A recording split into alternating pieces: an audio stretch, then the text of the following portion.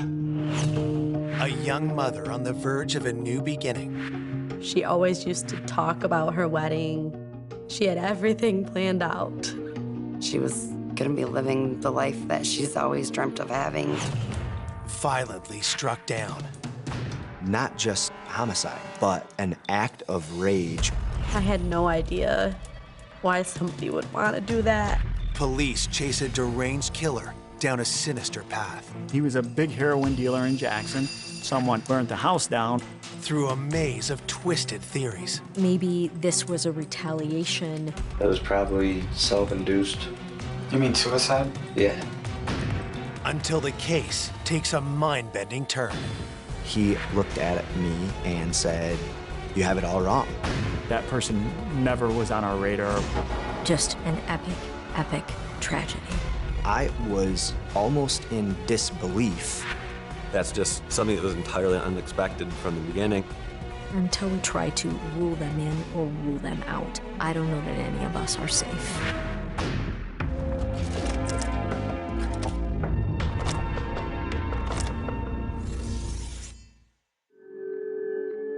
On Sunday, August 10th, 2014, in an upper-middle-class neighborhood in Jackson, Michigan, a quiet morning is broken by a desperate phone call. Our dispatch did receive a 911 call from a panicked individual. 911. Yeah, I need somebody up to my house right now.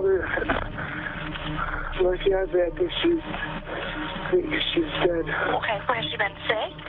No, there's blood everywhere. Do you know where it's coming from? I don't know. Okay, can you tell if she's breathing? She's not. She's cold. She's dead. Oh my God. Police race to the home just before 11 a.m., where they're greeted by the caller and 3 young girls. He had said that the deceased body was up in a bedroom upstairs. There was 2 bedrooms that we walked past, which were bedrooms where the kids had been sleeping. With the 3 children who lived there safely out of the house and the crime scene locked down, detectives come upon a grisly sight. As we enter the bedroom, then we do see the body. It was slumped down between the bed and the wall. And there was quite a bit of blood. At that point, we see zip ties on her hands, and we see what appears to be several stab marks. A zip tie was wrapped around each wrist, with another looped through it and cut, as though she'd been strapped to the bed and then cut loose. We, at that point, determined we likely had a homicide. The police talk to Eric Wolf, who placed the 911 call. He tells them the victim is his fiancée, 28-year-old Frances Craig. He also makes a startling admission. He said that he had worked all night, so when he came home, after finding Franny in the condition she was in, he then went downstairs and slept on the recliner chair. For whatever reason, he did not call 911 until a couple hours later in the morning.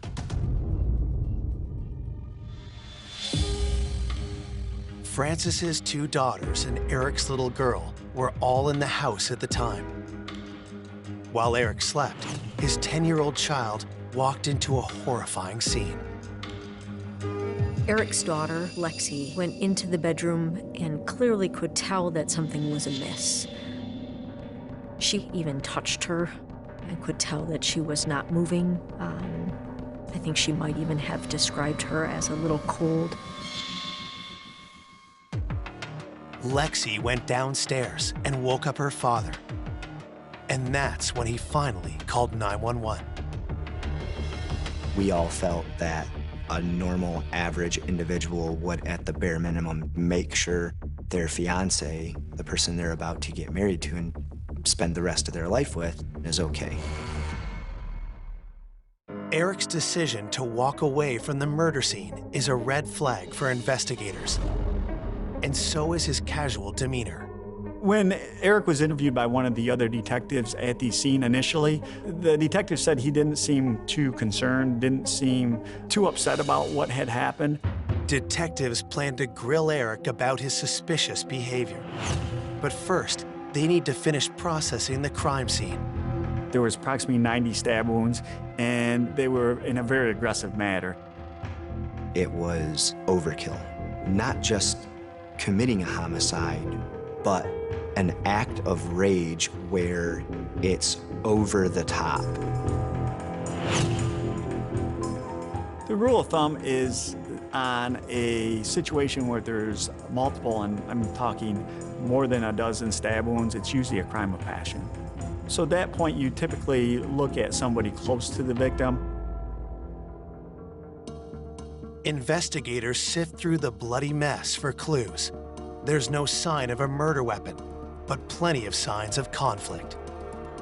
The crime lab, which is the CSI people, they responded to the scene. They were there for multiple hours, collecting a ton of evidence. While the forensics team works the scene inside. Shocked friends and family have gathered outside the house. I didn't believe her. I thought it was a lie. It's not real. It didn't happen. I had no idea why somebody would want to do that. Frances was just an amazing person all around. Frances and I worked together. We hung out outside of work together. We would hang out with our kids. Investigators learned that Frances had 2 daughters with an ex-boyfriend. The oldest is 5 years old, and the youngest is 3.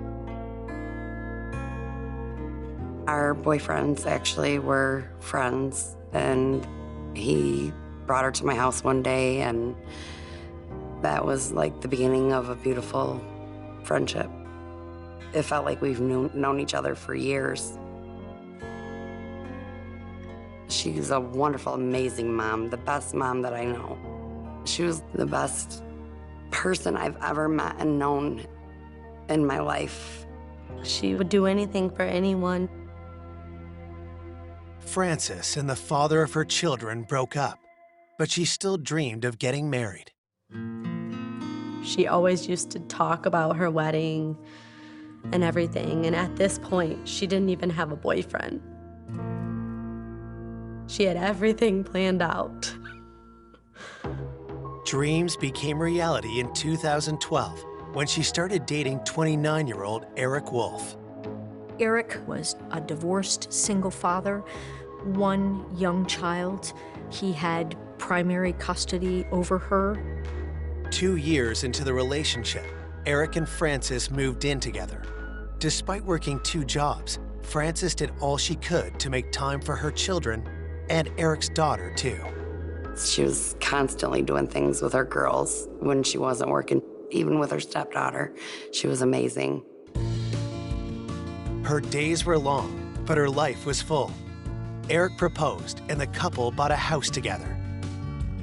Frances was very, very excited about getting married. Like, every day she was tagging me on Facebook or, like, sending me pictures.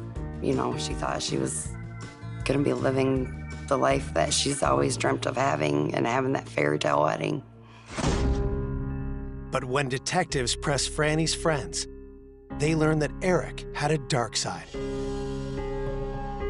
They told me that they weren't super fond of her fiance. Because my daughter spent a lot of time with Frances. She was like a second mother to my daughter. And my daughter did tell me several times of Eric being kind of like a drill sergeant.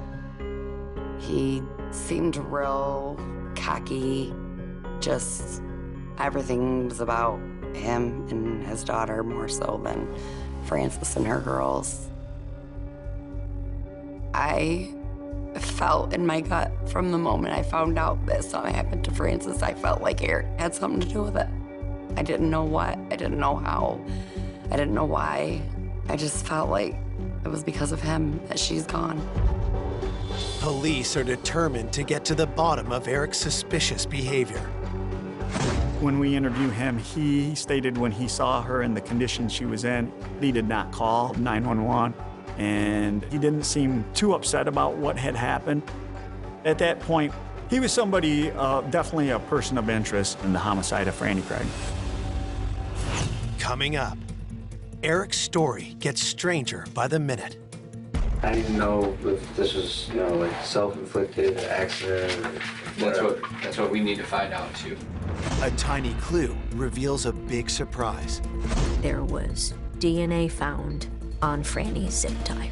And when police find the killer, it shocks everyone. I remember thinking to myself, I'm glad we're sitting down right now.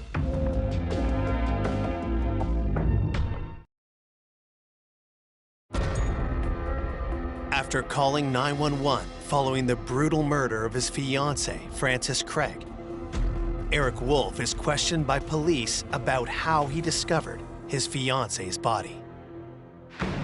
I came home this morning because I work 6 p.m. to 6 a.m. I went upstairs, I checked both the girls' room before going in our bedroom. Okay, so you came around to the foot of the bed and kind of looked Yes. to see where she was at. That's exactly what I did. Okay. Did you see anything on the mattress when you first came in? I saw, I guess I might have saw that streak, but it didn't jump out like blood or anything. Okay, so you saw something that just didn't jump out to you. Yeah, So this is bad. Eric did not seem to register surprise, anger, hurt, anything that I think we all normally would want to see from a loved one when somebody is killed. I thought maybe she had been drinking or something because she was in like almost like a funny position on the floor, which she doesn't drink hardly ever. I knew better than to wake her.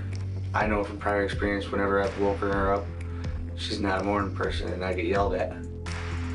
As the interview creeped close to an hour, Eric suggests a much darker reason for ignoring his fiancée sprawled out on the bedroom floor.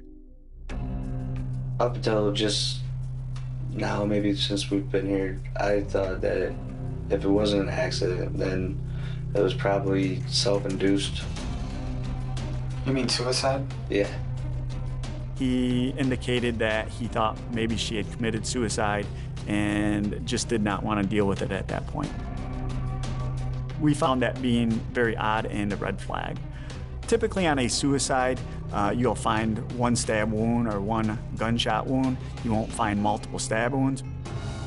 The prospect of Franny inflicting 90 stab wounds with her hands zip-tied sounds preposterous to the police. Even if it was physically possible, why wouldn't Eric have reacted with alarm? So you didn't want to come to grips with it if she had done so. Right, because you don't want to. To investigators, Eric's shifting story doesn't add up. Why would a woman everyone described as happy and carefree take her own life? And the only reason I say self-induced is just because of how high-strung everything is right before this wedding, and it's a lot of stress. Yeah. Eric's strange comments could signal that he's traumatized over the death of his fiancée, or that he's hiding something. Determined to mine the truth, detectives decide to go right at their prime suspect. Did you? No. Know what? No, I didn't do this. I didn't know anything about it. I walked in, and I walked out, went to sleep, got up, went back in, and reported it. But that brings me back to the questions we just asked. You made it at least halfway into that bedroom. I did make it, and I admit that, and I'll admit that in front of whoever needs to hear it. But I want to make that perfectly clear that my stance on this is exactly what I said. I went in for whatever reason it was. I didn't react. Without forensic evidence to hold him, Eric is free to go. But investigators vow to keep their eye on him. And the deeper they look, the more circumstantial evidence starts to build up. We did do a pretty thorough background, as we always do. And one thing we found out is that Eric did have a little bit of assaultive past with prior girlfriends and an ex-wife. It seems like he has some violent tendencies. One of the strangest facts in this case is that Eric Wolf has a father who is serving a life sentence in prison for his own first-degree murder conviction.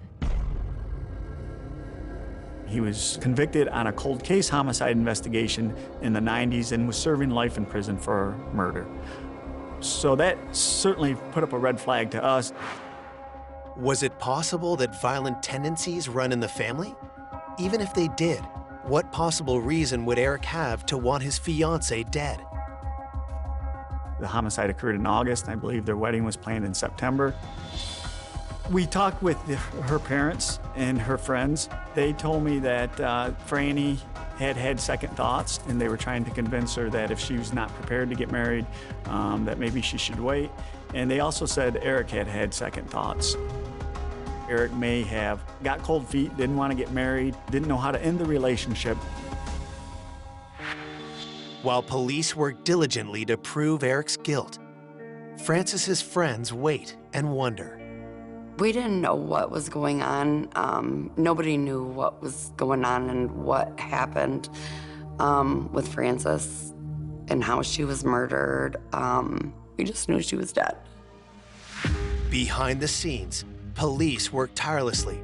They obtain a search warrant to collect Francis's and Eric's electronics, but quickly realize that Francis's cell phone is missing. We do find the cell phone near Franny's house. It had been thrown up against a tree and damaged. Again, we're thinking that the cell phone has some pretty valuable information.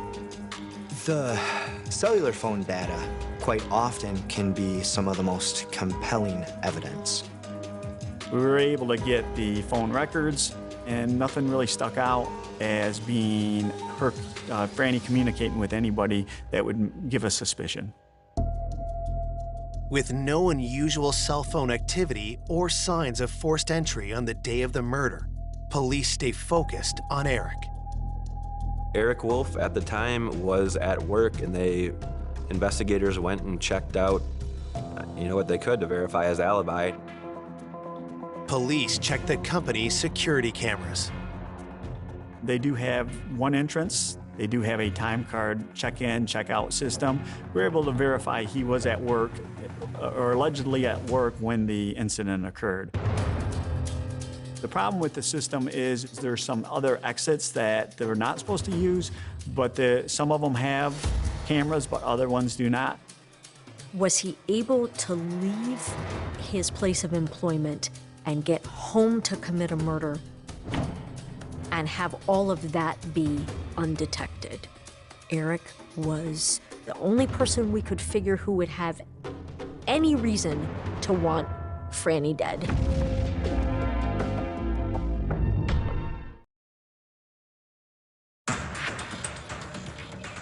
Police investigating the homicide of 28-year-old Frances Craig cannot confirm her fiancé's alibi, since not every exit at his workplace had a security camera.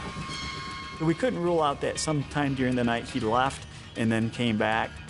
Eric's shaky alibi and suspicious behavior at the crime scene doesn't give police enough to arrest him, but it does leave them with a drastic course of action. If you are operating in a murder investigation thinking that man killed his fiancée in the home where the children were, you are thinking, we want to keep the children safe. We kept Eric's daughter from him while we tried to figure out what happened to Franny. Both Eric's and Franny's daughters are removed from Eric's home and put in the custody of family members. With pressure mounting, detectives need to move fast to prove their theory, or find a more plausible one. At that point, we tried to determine any communication Franny may have been having with someone other than her fiancé. Franny had an ex boyfriend. He no longer lived in the area, but he had returned to the area recently and had some level of connection or interaction with Franny. The police press Franny's ex. Could he have committed this heinous crime? That young man was a nice young man, came from a very, very nice family. And he did have an alibi where he was at the time of the incident. We were able to verify that alibi, so we were able to eliminate him.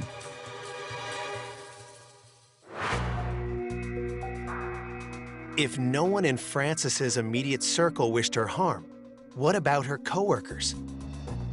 Detectives learned that while Frances worked at a retail store, she was involved in a frightening incident. Where Franny was working, there was a couple shoplifters that had stolen some clothing. She confronted them. The confrontation turned to violence when the mother of the two young shoplifters jumped in, attacking Frances. The assault left Frances with a severe eye injury, as well as emotional scars. The incident at work left Frances really scared, nervous, cautious. The mother of the shoplifters was actually criminally charged for a crime for the assault, some type of unarmed robbery. She was convicted. So there was some concern that maybe this was a retaliation for that situation. We did surprise them with a visit. They did have alibis on where they would have been at that time that the incident occurred. Investigators are able to verify those alibis, eliminating the women as suspects. Frustrated detectives are still hoping that DNA from the crime scene will help them find the killer. But while they wait for results from the crime lab, the people of Jackson attend Franny's funeral, their emotions raw from the news of her violent death. Her mail carrier showed up to her funeral because she left such an impact on that person. That's how loved and how missed Frances Craig is. This was definitely a shock to the community because we don't have that many homicides. I was scared. I just didn't know what to expect. I was afraid to leave the house. I was afraid to do anything because we still had no answers as to what happened. The overwhelming feeling was the pressure we were under to get this right. Determined to find justice for Franny, investigators continued to drill down on Frances's fiance. Hoping for an inside look at Eric Wolf, they bring in one of the couple's former roommates.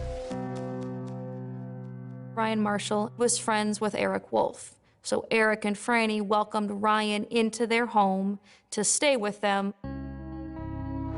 His house had caught on fire, and she was trying to help a friend out. He lived with them until April of 2014. The homicide happened August of 2014, so he had a pretty good knowledge of the two of them. He said everything was good, and he actually vouched for Eric, saying Eric was a really good guy and a friend for a long time, and doesn't feel that Eric would ever do anything to harm Franny. Speaking with Ryan doesn't give police new reasons to suspect Eric, but it doesn't clear him either. 3 months in, we've pretty much eliminated everybody of interest, anyone close to Franny other than Eric. But we don't have enough evidence to present to the prosecutor. But then, a new piece of information arrives that brings a new suspect into the spotlight. There was DNA found on Franny's zip tie.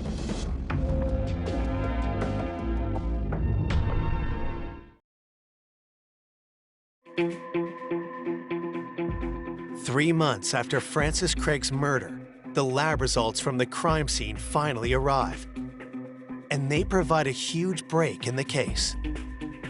were notified through a national index. The DNA located on the zip ties matched DNA in a database.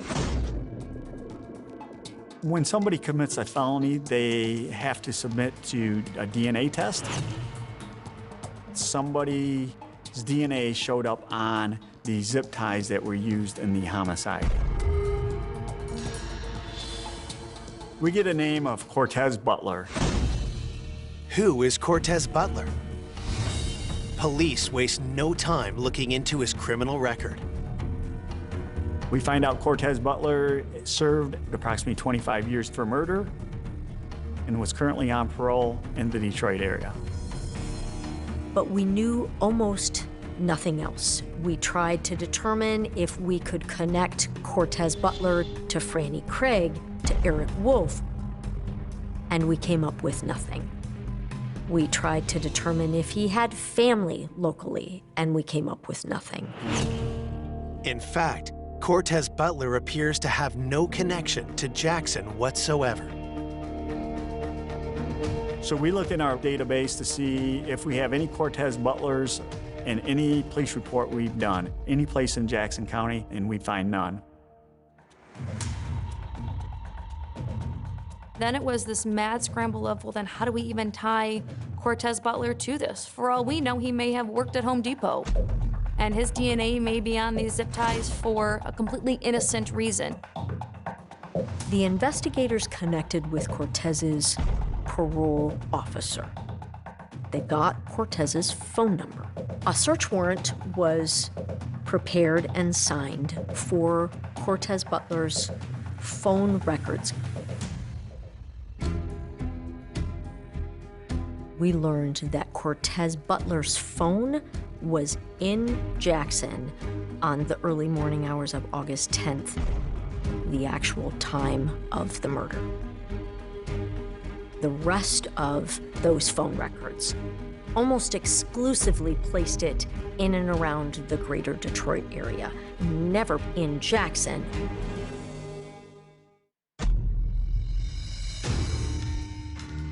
But what reason would Butler have to harm Franny? Eric remained the prime suspect. He was the only dude with a motive. Maybe Eric was not ready to get married and didn't know how to end a relationship. So then the thought process was, did Eric hire this person to kill Franny? The cell phone records also connect Butler to some other shady characters. We were able to identify a Clifford and Rodney McKee as being connected to Cortez Butler. Clifford McKee lived in the Detroit area. Clifford McKee was in prison for approximately 20 years for murder. We found out that Rodney McKee, he was a big heroin dealer in Jackson. We found out that he had committed an arson. The arson that Rodney McKee perpetrated was against Donna and Ryan Marshall. The police are stunned. Ryan Marshall is Eric Wolf's friend, the one who had been welcomed into Franny and Eric's home after his house burned down. But what kind of a connection could Ryan possibly have to a drug dealer like Rodney McKee? Ryan Marshall's mother had been a heroin dealer for Rodney McKee. But after months of dealing for Rodney, Ryan's mother decided she wanted out. Donna Marshall refused to sell heroin for Rodney McKee. Rodney didn't like to be told no. Ryan's mother, Donna, held her ground, but Rodney retaliated. Rodney McKee attempted to burn down a house with Ryan Marshall and his mother in it. Ryan witnessed it all. He then contacted the police. What was the connection between Eric Wolf, Cortez Butler, the Marshalls, and a drug dealer from Detroit? Detectives knew there was only one person who could answer the question, and soon they'd have a chance to ask him face to face. Cortez Butler was arrested for yet another murder. Not Franny's murder, but another murder in the greater Detroit area. We went down there in Detroit with one sole purpose: to gather information from Cortez Butler on what happened to Franny, and hopefully be able to explain to us what Eric's role in this whole thing was. But Cortez said he wasn't going to talk without any kind of a deal. It was clear that whatever Cortez was going to say, it was not going to be, quote unquote, on the record.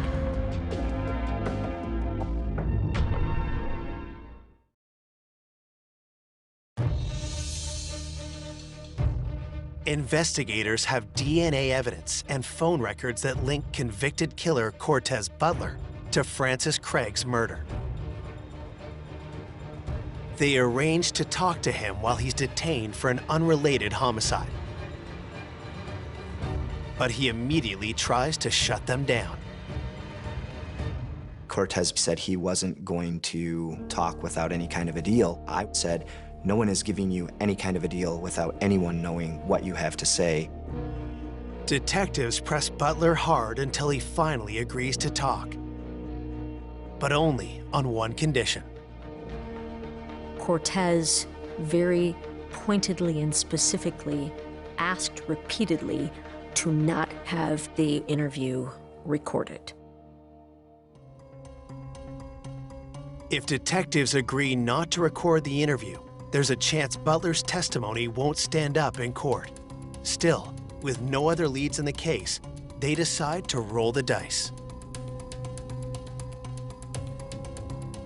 We were there interviewing Cortez in the first place because we need to find out Eric Wolf's involvement in this. And it was dire that we did so as the children were about to go back with Eric Wolf. The whole idea for that was to keep these kids safe.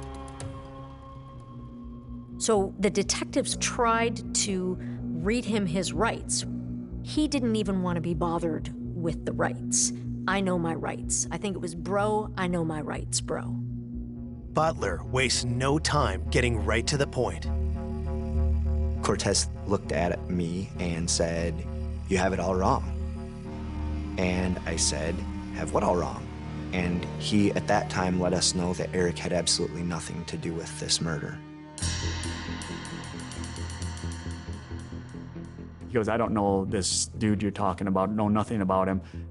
Just trust me, he was not involved in this whatsoever." The statement contradicts one of the investigators' strongest leads, but the next thing Butler says is even more explosive. Cortez identifies himself as the killer. I remember thinking to myself, I'm glad we're sitting down right now, because I was almost in disbelief. If Eric wasn't involved, why had this cold-blooded criminal murdered a woman to whom he had no obvious connection? It all went back to Rodney McKee's arson case. Rodney McKee attempted to burn down a house with Ryan Marshall and his mother in it. Ryan Marshall was a key witness in his arson case. He made some threats to Ryan that either he not agree to testify or he was going to be killed. Cortez told us that he had been hired by Rodney McKee to kill Ryan Marshall. First, Butler had to find Ryan, who was homeless because of the fire. So we found out from Cortez Butler that they had bad information. They had information that Ryan Marshall was living with Francis Craig and Eric Wolf. Cortez Butler entered Francis and Eric's house to kill someone who was no longer there. Franny wasn't even the intended target. Franny was as innocent of a victim as anybody could ever be. When he opened the door, he had made the decision that he was killing somebody while he was there. He doesn't have to force entry. He gets into the house. He noticed the bedrooms have some kids in it. He walks past them, and he goes to Franny Craig's room.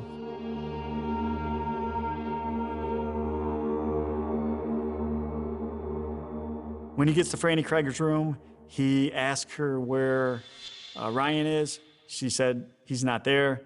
Cortez tells Franny not to look at him. In his words, he stated she looked at him, so he had to kill her.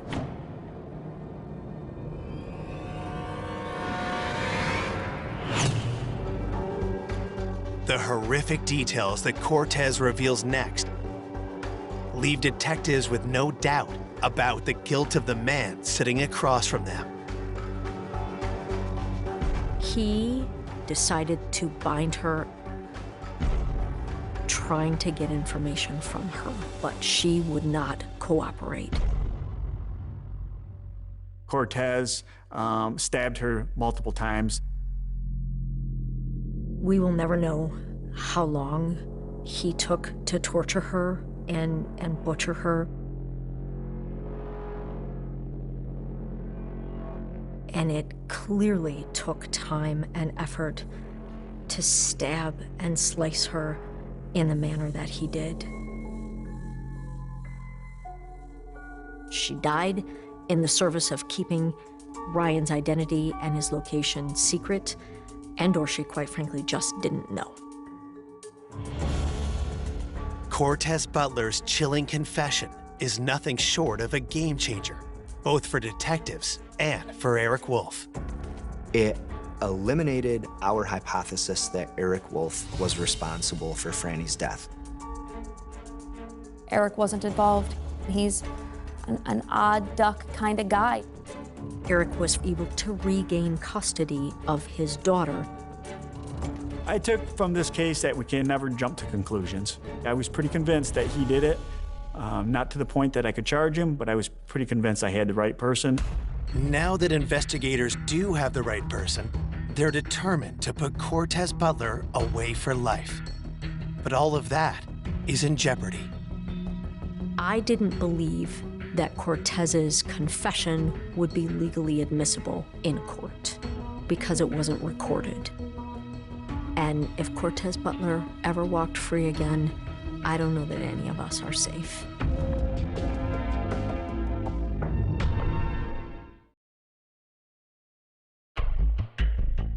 After months of dead ends, investigators finally have a confession from Francis Craig's killer. But prosecutors are concerned that his testimony may not hold up in court. I was concerned that it would be legally inadmissible because it wasn't recorded. He was basically told, we're not planning to use this in court against you. I was concerned that he had not been properly advised of his Miranda rights. But we still had his DNA on the zip ties and the cell phone records. So I kept thinking, and I finally got myself legally to a point where I was convinced that we need to give this a shot. In October of 2015, Cortez Butler is charged with Francis's murder.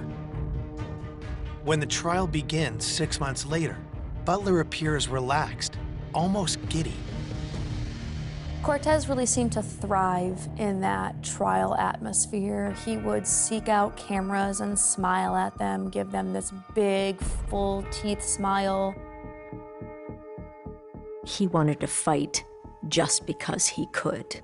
He wanted to run the show just because he could.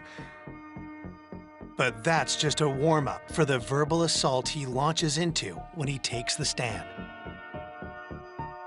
Cortez Butler was a monster at that trial. He bragged on how many bodies he had. It was unbearable. Butler gleefully describes his murderous past in gory detail. But when asked about killing Francis, he fiercely denies it. He clearly was so excited to say why he didn't commit this murder because he pleads to all of his murders, and he clearly didn't commit this one because he didn't plead to it. Butler also denies ever confessing to police. But in a victory for prosecutors, the judge allows detectives to testify about Butler's confession. We're able to get past that piece because he wasn't in custody for our case. He wasn't actually entitled to his Miranda warnings. Eyewitness accounts play a major role in trying to move the jury, beginning with Eric's daughter, who found Franny dead. Alexis was our first witness up there, and I don't know that I will ever forget the audible gasps and sobs and emotion pouring from the jury just from that first witness. The physical evidence is laid out. We have Cortez Butler's DNA on the zip ties that were used in the homicide, and we also have phone tracking information showing Cortez Butler and Jackson. Prosecutors make a compelling case, but without a recording of Butler's confession. It's the detective's word against Butler's. When the jury returns with the verdict, there's no guarantee which way the cards will fall. Cortez Butler was convicted of first-degree murder, and he won't ever walk free again. The sentence was life without the possibility of parole for the premeditation murder of Franny Craig. This was a complicated story to tell to a jury. It is a difficult one for all of us to wrap our brains around, even still. Cortez goes to look for Ryan at her house, and he doesn't find him, and murders Franny in her own bed while she's doing nothing wrong. Franny had no connection to her killer whatsoever. We can rest maybe a little easier that the bad guys won't ever hurt anybody else, at least not outside of the walls of prison. But none of it brings Franny back.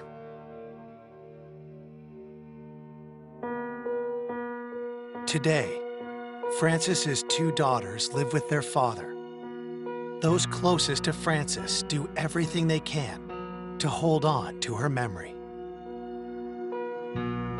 Franny's family, I know, they've been lost ever since. I've been lost ever since Francis has been murdered.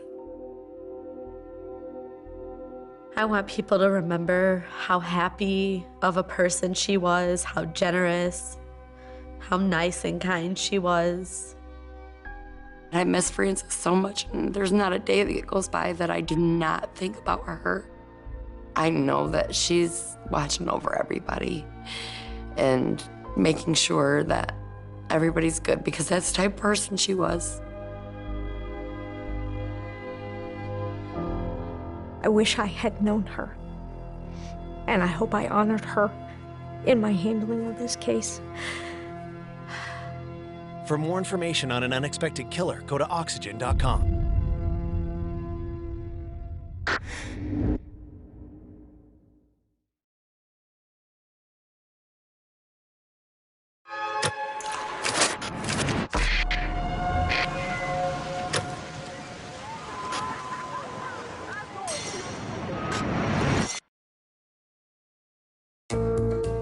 A selfless and caring mother of three.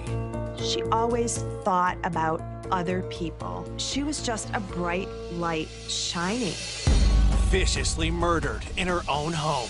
Her bedroom was incredibly blood-soaked, unlike I'd ever seen before. There was anger involved in this crime. I remember just screaming. Investigators are sent down a rabbit hole of suspects. She didn't like him, she didn't trust him. It raised a red flag that there might be some sort of affair going on. She was jealous of her life, of what she had. There was clearly bad blood between them. Every lead appears to turn into a dead end. It just stalled. That was disheartening. Until a surprising witness comes forward. It was unbelievable. It was the break we were looking for. Exposing a killer no one saw coming. I was pretty shocked. I just remember being sick to my stomach.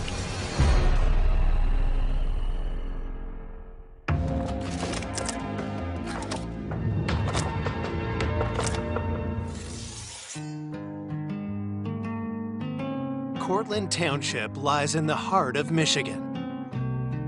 It's fairly rural, nice, pleasant, kind of a good hometown feel. It's one of those areas that everybody gets along, and when you're driving by their house, they're waving at you, and it's just peaceful and quiet. This quaint community is stunned on Saturday, August 5th, 2006, when the Kent County Sheriff's Office receives a 911 call. Emergency. My daughter, we just found her in bed, and she's got a lash on her arm, and she's all bloody. Just before 5 o'clock, we received a call of a potential suicide at the Pagel residence. Officers are immediately dispatched to the home of 41-year-old Renee Pagel. We were met by Renee's stepmother and her father. They were both just in shock. Renee's father indicated that his daughter was in her bedroom. When I first walked into the bedroom, I observed Renee laying on the bed. I could just remember seeing all the blood-soaked sheets, her shirt. There's blood on her face. It was obvious that Renee Pagel was deceased, and it wasn't a suicide. This was a homicide. Officers secure the scene as homicide detectives arrive to investigate. Her bedroom was incredibly blood-soaked, unlike I'd ever seen before. The bed was covered with blood. There was blood spatter on the walls, on the ceiling. She was stabbed multiple times. I was pretty shocked by the amount of wounds that she had. When I looked at her hand, I saw a large laceration almost in the middle of her hand to be, in my opinion, a defensive wound. Renee was in the fight for her life. Unfortunately, she had lost. For detectives, the viciousness of the attack is a clue itself. It appears to us it's a crime of passion. Somebody has something against this victim, so much so that they want to brutalize this person as much as they possibly could. This was personal. Somebody went into that residence to murder Renee. Who in Renee's life would want to attack her and could be capable of such violence? Born in 1965, Renee's spirit was always full of joy. Renee was the most generous person I have ever known. She loved life. She was always smiling. Renee Pagel devoted her life to helping others. She was a nurse practitioner. She had done medical mission trips around the world, and then she also worked at a homeless clinic here in town. She always thought about other people. Renee's greatest joy was being a mother of 3. She loved her kids so much. She was a great mom. Recently separated from Michael, her husband of 10 years, Renee shared custody of her children while always remaining a devoted mother. The last couple years, because she wanted to be home with her kids and wanted to have some more normal hours, she chose to teach at a technical center. Even as a teacher, Renee found new ways to help people. One of her students had come into class one day and was really down, and Renee said, "What's the matter?" And she said, "Well, my dad is dying. He needs a kidney." And so Renee agreed to give her kidney to this man who she had never met.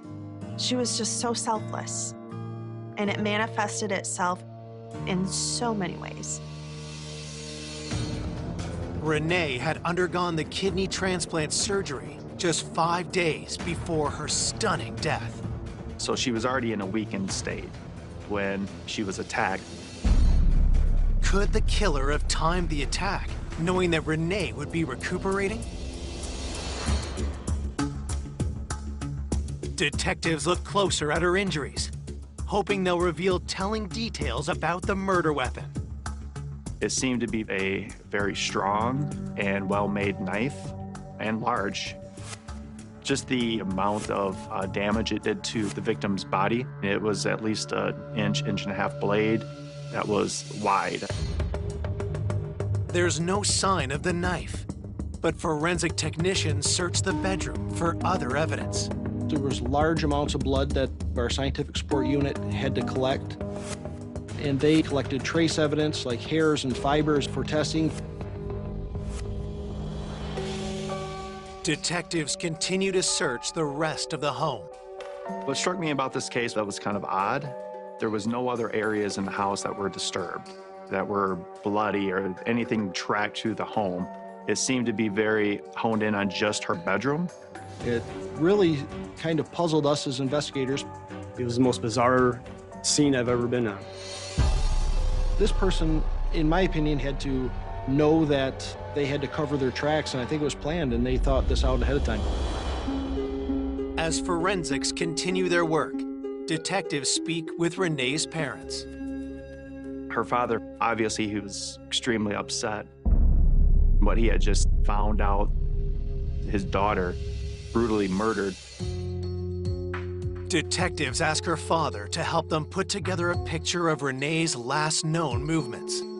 He last saw her the night before, around 4 or 5 in the evening, when he was picking up the children and bringing them to their father's house, who lived approximately 15 to 20 minutes away from Renee.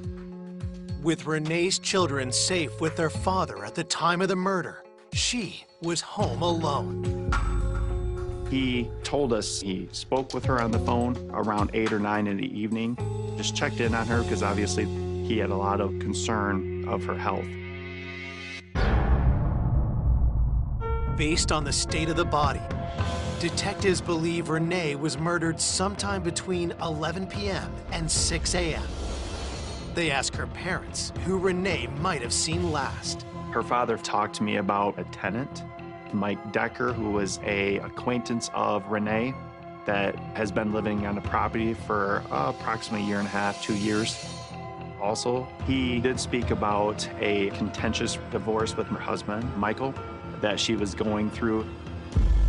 Mike wanted full custody. Mike wanted the home. Mike wanted to not work and have Renee work and be the provider. So that obviously piqued my interest. Could either of these men have possibly wanted Renee dead? Detectives know they have to hit the ground running right away. We have to find out who all these people are and go and start to question them to try to find out where they were on the night of the murder.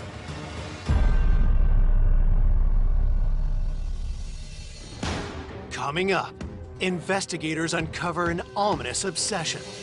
There was a lot of writings about his hatred for Renee. Alarming secrets. The ceiling had a hidden compartment. Renee told me how betrayed she felt. She was extremely upset. She was very hurt by this. And the truth blindsides everyone. We've never had a break like this. It was, you're not gonna believe this. Just disbelief. I'm still reeling from that one.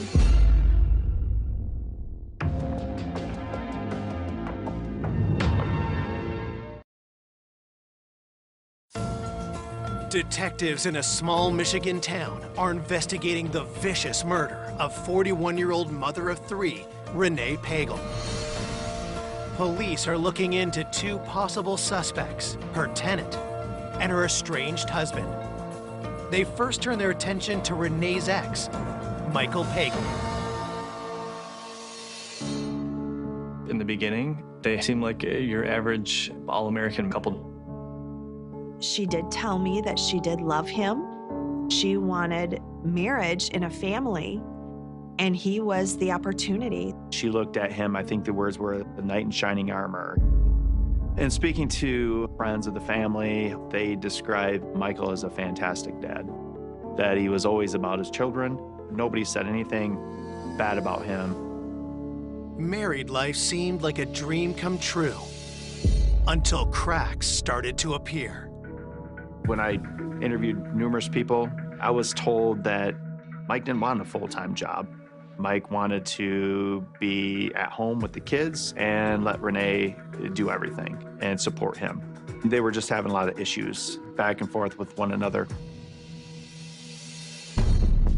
In early 2005, Mike abruptly surprised Renee with divorce papers. She was very shocked and just sickened to the core. There had been some turmoil in the past between them, but in her mind, things were actually getting better. They were kind of turning around, so she was blindsided by it. She said to me, he expected, I mean expected, the house, the kids, and $2,000 a month. In June 2006, just 7 weeks before she was murdered, Renee and Michael had their day in divorce court. When the judge ruled in her favor and said that she got the kids, she got the house, and he was going to have to get a better paying job, something flipped in him. Was Michael so angered by the ruling that he killed Renee in a furious rage? There were a lot of things that put him at the top of our list as a potential suspect that had killed Renee. Detectives go to question Michael. When we arrived at Mike's house, he was not there. His mother said that he should be back shortly. And I said, just want to get an idea of what were you guys doing last night? And she said, well, Mike had the kids. They were having a fortnight in the living room where Mike had set up some pillows and some blankets. Then she stated about 8 in the morning, she and Michael had a brief conversation, and then they went about their day. So basically, she was giving him an alibi that he was home all night with the kids. As police finish the interview with his mother, Michael arrives. I explained to him that something had happened to Renee, and we would like to speak to you about this. When Michael was told that she had passed away, there was no reaction out of him. And immediately, without me even going any further, Michael reached into his wallet and gave me an attorney card and said, yeah, I've been told not to talk to the police. Here's my attorney. So I thought that was extremely odd that Michael didn't want to dig further into what happened to Renee. After consulting with his divorce attorney, he told investigators he wouldn't answer any questions. Michael's reticence to cooperate is a red flag. And on August 6th, the day after Renee's murder, police arrive at his home with a search warrant. We were looking for any type of knife that may have been used during the murder. We took a lot of knives from the house, but we found no knives that matched the length and the size and the different characteristics of the knife that was used. Police also collect hair samples and fingerprints from Michael. We wanted to get photos of his body to make sure that there was no cuts or anything on him. We wanted to look at clothing to see if there was any blood trace evidence anywhere. All the forensic evidence that we collected, we never found anything that was useful in our investigation. All the knives in his home were examined, and there was nothing to link them to this crime. We had no murder weapon. We had no real evidence. There was nothing. It was clean. So when we left that search warrant, I would say we really came out empty-handed. We didn't have anything to tie this murder to Mike Pagel. Despite his potential motive, Michael Pagel drops off detectives' list of suspects, while news of Renee's violent death quickly spreads across town. Her friend called me and said, Chris, Renee's dead. It was surreal. I remember curling up in a fetal position and just screaming. I screamed. I was angry. As her friends and loved ones struggle with her death, Renee's autopsy report comes in. Cause of death was blunt force trauma, homicide. It was a large, heavy-duty knife that was used on her. The autopsy revealed upwards of 50 stab wounds. There were numerous lacerations to the hands and the feet, suggesting defensive wounds. She was stabbed over 50 times. I'm still reeling from that one. It was so brutal. Detectives continue their investigation and now focus their attention on Renee's tenant, Mike Decker. She had this barn that had an upstairs apartment, and he was a renter. The barn was about 75 yards away from the main home. He could have been involved, he could have been a witness, he could have overheard something. One of her friends believed that the week of her surgery, Renee was going to have pizza with Mike Decker, and that she felt that there was some type of maybe a relationship going on. So that sparked our interest. I mean, if he's having a relationship with Renee, did something happen to cause him to get upset and potentially do this horrific crime? We had to find him immediately.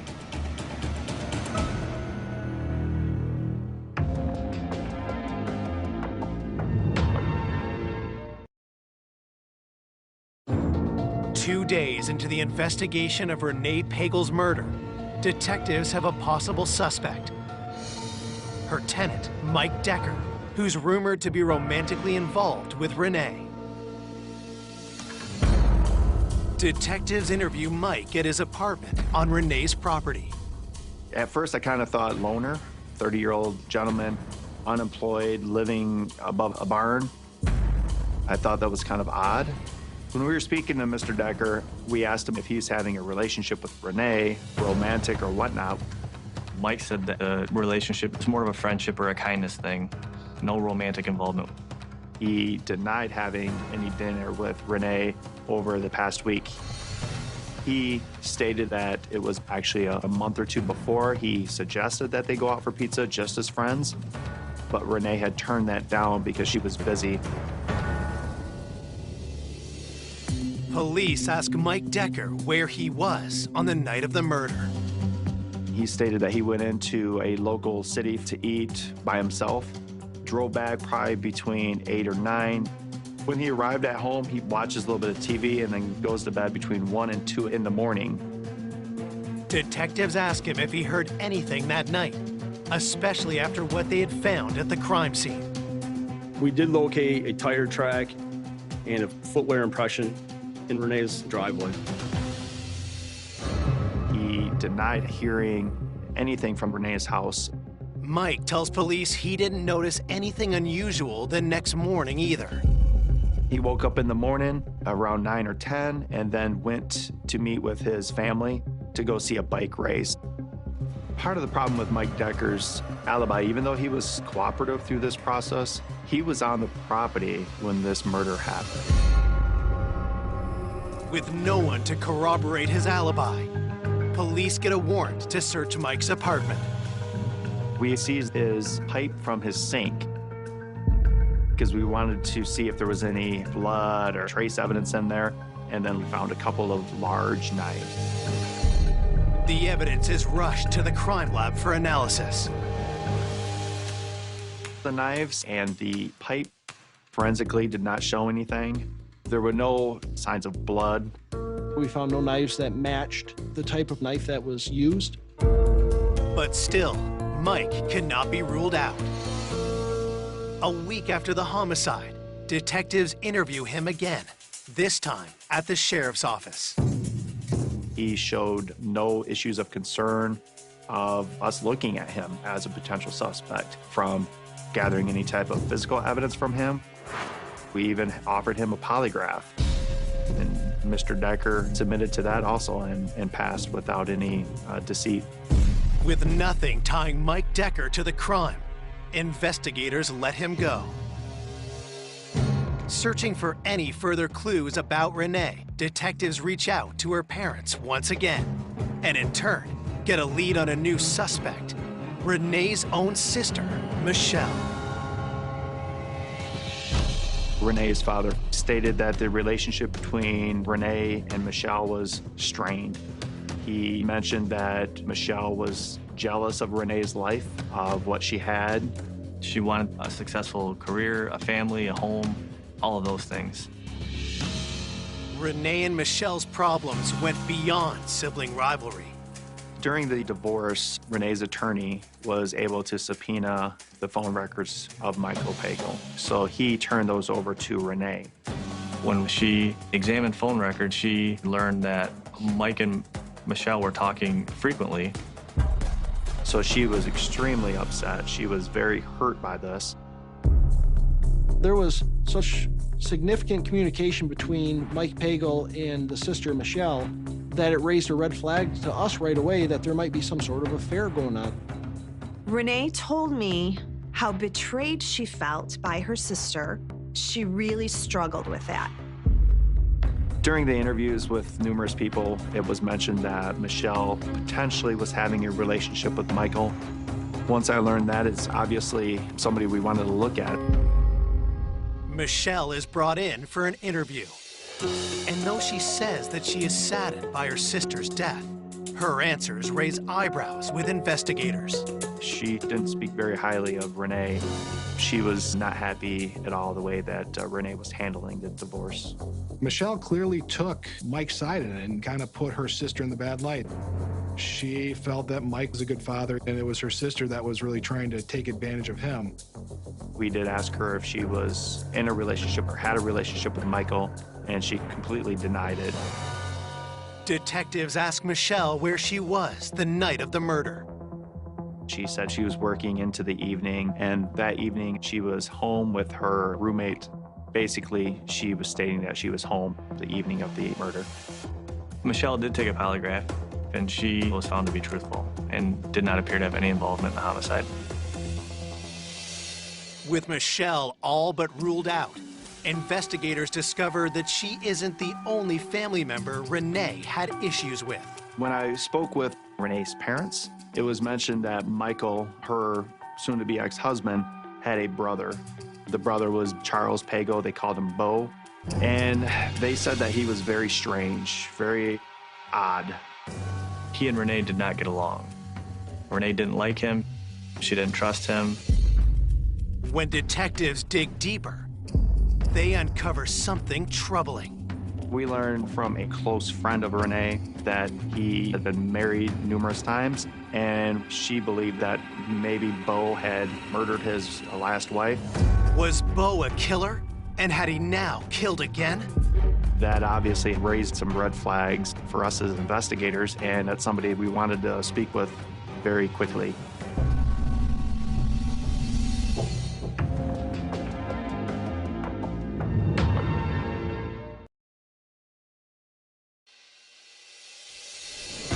Detectives investigating the vicious stabbing of Renee Pagel are looking at her estranged husband's brother, Bo Pagel. Bo was married 3 times in the past, and one of his ex-wives died under suspicious circumstances. One of Renee's friends gives a statement to police, claiming that she believed Bo may have killed his ex-wife. Obviously, what really sent us his way was the potential murder of his last wife, so that had our attention. Detectives must determine if Bo could actually be a killer. They look deeper into his background. Bo was a loner, lived at home with his mom. We learned that he was on-the-road trucker, and he traveled all over the country. He would be gone days at a time. Investigators also look closer at Bo and Renee's fractured relationship. There was clearly bad blood between him and Renee, dating back years, going back to the wedding. We found out that Bo refused to be in the wedding. He was going to be the best man. He did not like her, thought she was not good for Mike, and he didn't approve of it whatsoever. He was outspoken to Michael about even marrying Renee. And I think the relationship between Bo and Mike was really more of an estranged relationship for the 10 years that Mike and Renee were married. But after Renee and Michael's separation, everything changed. I do know that once Mike filed for divorce, he and Bo rekindled that relationship and became pretty close. Bo was, I believe, happy that Renee was now out of the picture and he could have his brother back. Could Bo have wanted Renee permanently out of Michael's life? Detectives bring him in for questioning. So we interviewed Bo, and he denied any knowledge of the murder, denied any involvement. Bo had said that through the week he was on the road trucking. He got home Thursday night. Bo's alibi was that he was essentially across the state. He had driven a route the day of the homicide. He had gotten back around 6 o'clock and had gone out with some friends for dinner. And then afterwards, he stated he went home, spoke to his daughter, and then went to bed. And then the next morning got up and went canoeing with his daughter. We contacted his work. We spoke to the family that he actually had dinner with that Friday evening to account for they were with him, what restaurant, until what time. It pretty much matched up. Though most of his story checks out, no one can confirm that Bo was at home at the time of Renee's murder. Needing more information, detectives reach out to Bo's daughter. We confirmed with her that they went on the canoe trip in the morning. Bo's daughter also puts to rest any suspicion that Bo was responsible for her mother's death. She gave us details about her mother that we didn't know. She was a diabetic, she had some blood sugar problems, and she really didn't care for going to the doctor. So she didn't seek the medical help that she needed, and that ultimately is what resulted in her death. She did not suspect Bo of doing anything. Though Bo's alibi isn't ironclad, there is nothing concrete to link him to Renee's murder, and he is released. It's been 6 weeks since the homicide, and the investigation has ground to a halt. The reason that we were stuck is because there was no physical evidence that would help tie any one person to this crime. We looked at every person. The estranged husband, his brother Bo, Renee's sister, and Renee's tenant. And there was nothing to link them to this crime. Police continue investigating for many months, but with no fresh leads, the case goes cold. It just stalled. There was a point where I felt that we would never have a conclusion in this case. It was just sad that we couldn't bring closure to Renee and to her family. As the months went by, I was just like, what is going on? Once the months turns into years, that was disheartening. For 13 years, there are no new developments in the case. But through it all, Renee's best friend never gives up hope. We created a website in the year 2007, and it was a really therapeutic way for people to come and grieve and share stories. And that website was very effective in getting the word out about Renee's murder, doing whatever it took to find justice for Renee. In a stunning turn of events, which was a complete shock to Bo. And it immediately made Bo angry. He said, I believed you for all these years, we've supported you, and come to find out you're the one responsible. I can't believe you would have done that. And I think this made Mike angry. He expected Bo to congratulate him. So the way Bo described it was out of frustration. Mike took the knife and threw it into the river. Bo described it as about a 12-inch long, bigger knife, and it appeared to be a very strong, sturdy knife. Investigators get Bo to show them exactly where Michael had thrown the knife. There was quite a bit of old metal, various pieces of cars and other things inside the river, and in my opinion, that wasn't a safe diving environment.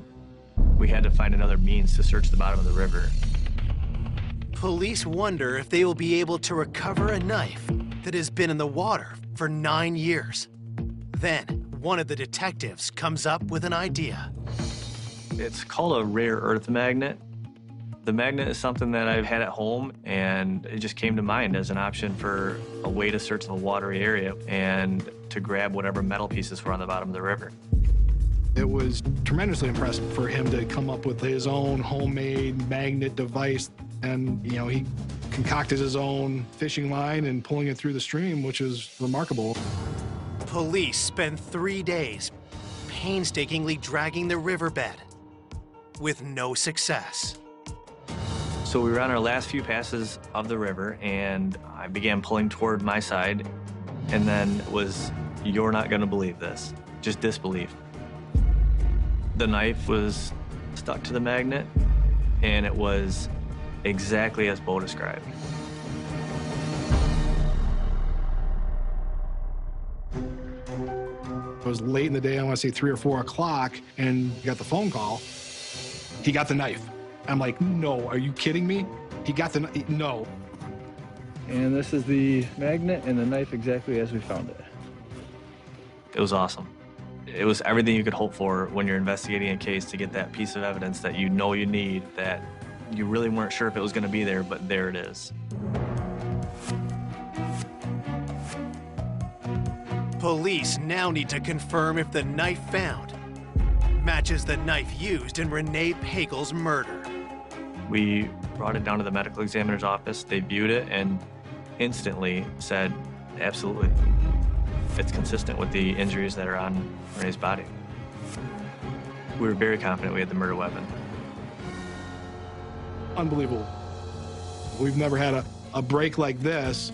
We got the needle in the haystack by finding the knife, and now we had a murder weapon that backed up what a witness said. It allowed us to validate Bo's statement that that knife was thrown in that water by Mike Pagel. On February 6th, 2020, 13 years after Renee's death, Michael Pagel is officially charged with her murder. So this case was going to hinge a lot on the testimony of Bo, but it's still circumstantial evidence. And is the jury going to believe him or not? In the midst of that, the defense attorneys asked if we would consider a plea offer.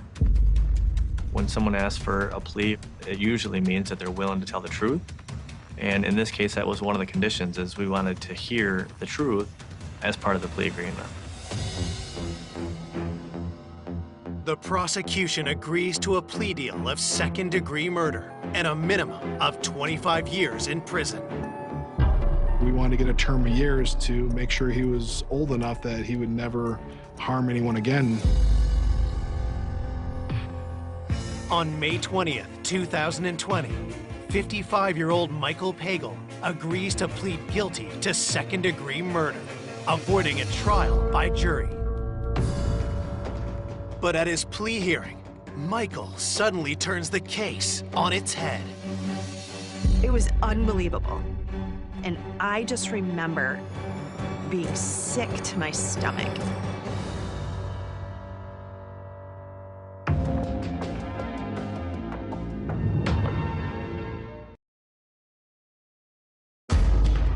After 13 years of investigating the heinous murder of Renee Pagel, her estranged husband is finally being charged for the brutal crime. But at his plea hearing, Michael makes an admission that takes everyone by surprise. I hired my brother, Charles Pagel, to kill Renee Pagel. Charles Pagel murdered Renee Pagel. We were all absolutely shocked when he said that his brother did this. Mike maintained the fact that Bo was the one responsible. He admitted that he had orchestrated it and that he had planned it, but insisted that Bo was the one that actually did the stabbing, which was a complete shock to us. We had investigated and we found no evidence, nothing to directly tie Bo Pagel to this murder. Had Bo been hiding his involvement all along? While detectives take another look at him, they also dig for more evidence against Michael. And after several searches of his home, they make a surprising discovery. At Mike's house, we found the ceiling had a hidden compartment. When we took this down, we found 3 hard drives in this hidden compartment. Investigators spend time decoding the contents of Michael's hard drives, and what they find is chilling. In those hard drives, there was journaling. I would call it strange. It appeared to be written by almost two different personalities, one that would talk back and forth to the other. Talked about planning to divorce, how much he hated her. There was a lot of writings about his dislike and his hatred for Renee. Then, weeks later, police tracked down a crucial witness. We uncovered a friend who had said that he had gifted a knife to Michael that was substantially similar to the one that was actually found.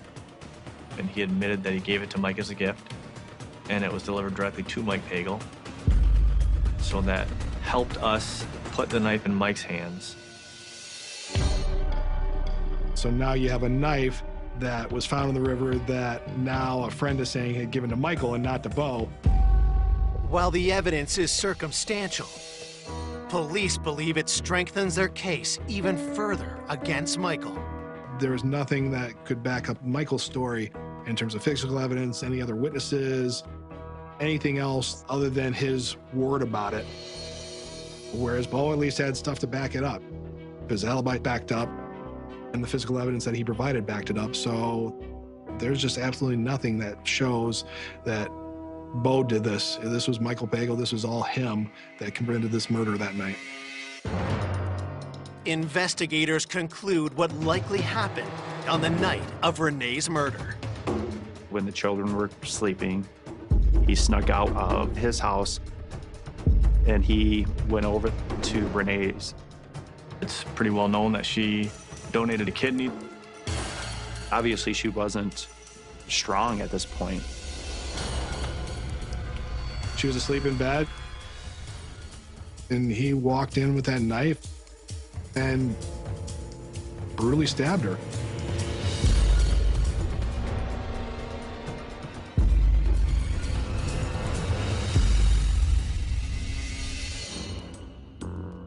I believe that Mike no doubt planned this out. There's no way you leave a crime scene that clean and it's not carefully planned. How he absolutely didn't leave a blood drop, a fingerprint, a mark, any physical evidence. Bo tells us about Mike commenting that he had worn coveralls and galoshes. So he had taken precaution to not get his clothes bloody, and that he had removed those items and then put them in a garbage bag and left. And that the clothes were later burned. He's not a stupid man. He knew enough to cover his tracks. He went in there purposely. He had an intent, he had a purpose, and he went in there to kill her, and he did. There was anger involved in this crime. This was evil. But why would Michael kill Renee? I believe Mike Pagel was very upset with the way the divorce was proceeding, that he didn't get sole custody of the children, that he didn't get the family home. Things just weren't going his way. He's got motive, and if anybody's got rage, it's the about-to-be ex-husband who's not getting what he wanted. I think that the writing was on the wall for him that this was the end.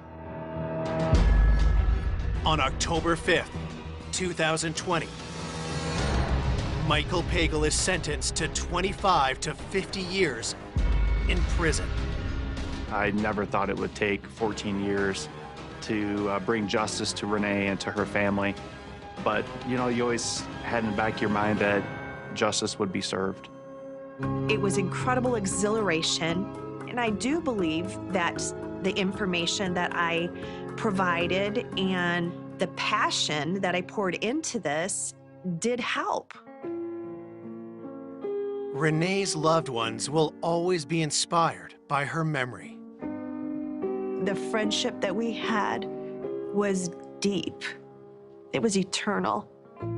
She brought so much beauty to this world.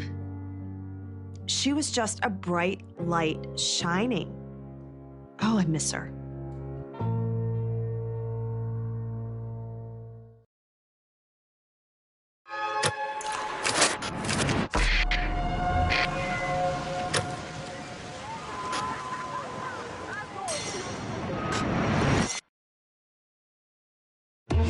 Beloved taxi driver. Raphael was a hardworking guy. He always tried to do better and better and better. Is murdered in cold blood. That's when they observed a body inside of the trunk. There were 9 gunshots. That's not an accident. We had no leads, we had no suspects, had no idea who could have done this to him. Police uncover a sinister trail of motives. A lot of people was jealous of Raphael. Raphael tended to like the ladies a little bit. Raphael had approximately $2,000 in his vehicle. But struggled to find suspects. People were asking, do we have to be scared? Is there a murder out there killing us Hispanics? We noticed on his license plate of his vehicle, there appeared to be a blood stain. Until the bizarre truth turns the case on its head. We're calling him through the loudspeaker, trying to get him to come out of the house, which turned into an hours-long standoff. When that fingerprint came back with a second person, it really blew it wide open. We knew he was at the scene. That was a bombshell. That was a game changer in terms of the criminal prosecution. Ultimately, to come back to these 2 people was something that we never saw coming.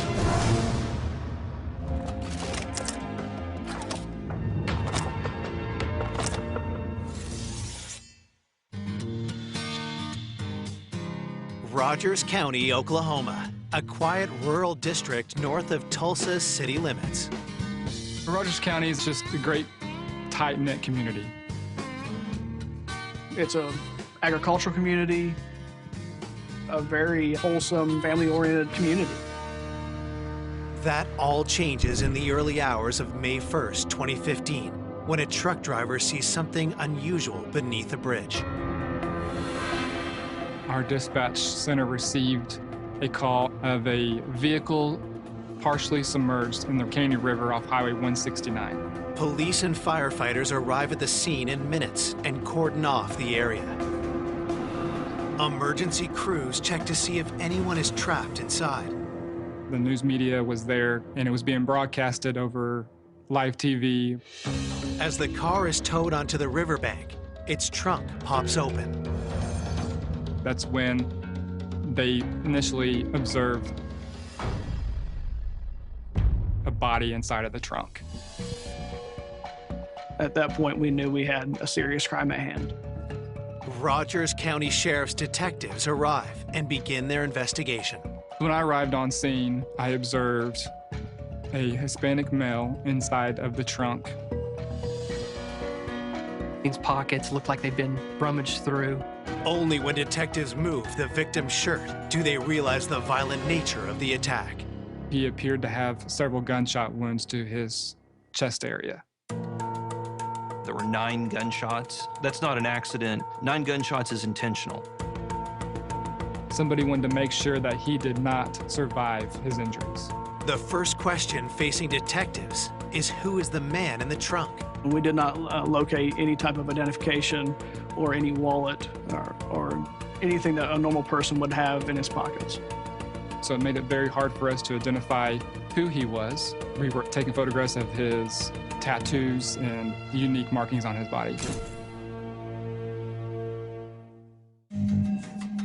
Inside of the vehicle, we found some cell phones.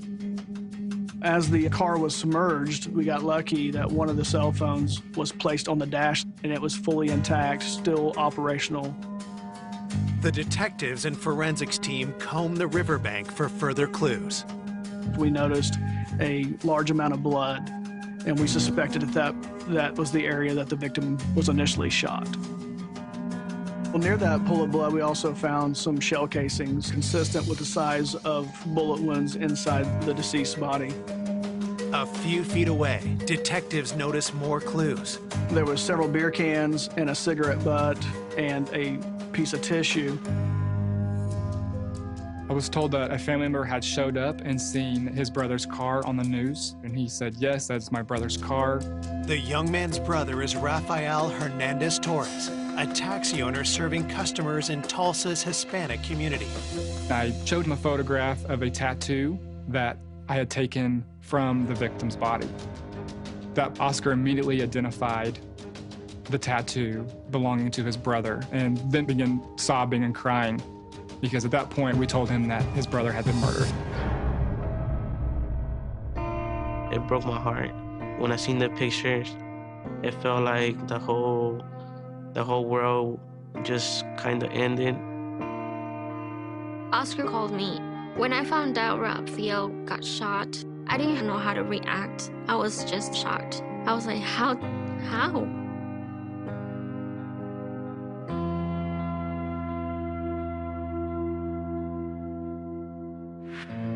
Rafael Hernandez Torres was born outside Mexico City on October 22nd, 1976. As a kid, he was a rebel. Growing up, he was always riding his bike from town to town. He loved to go and get to know people from other places, get to know other cities. He just loved to travel everywhere.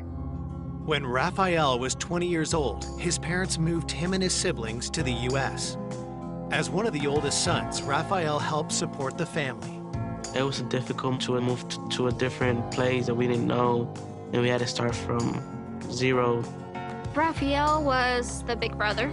And as soon as we got here, Rafael told us to get straight to school, learn the language, and just keep on going. Rafael was a hardworking guy. He always tried to do better and better and better.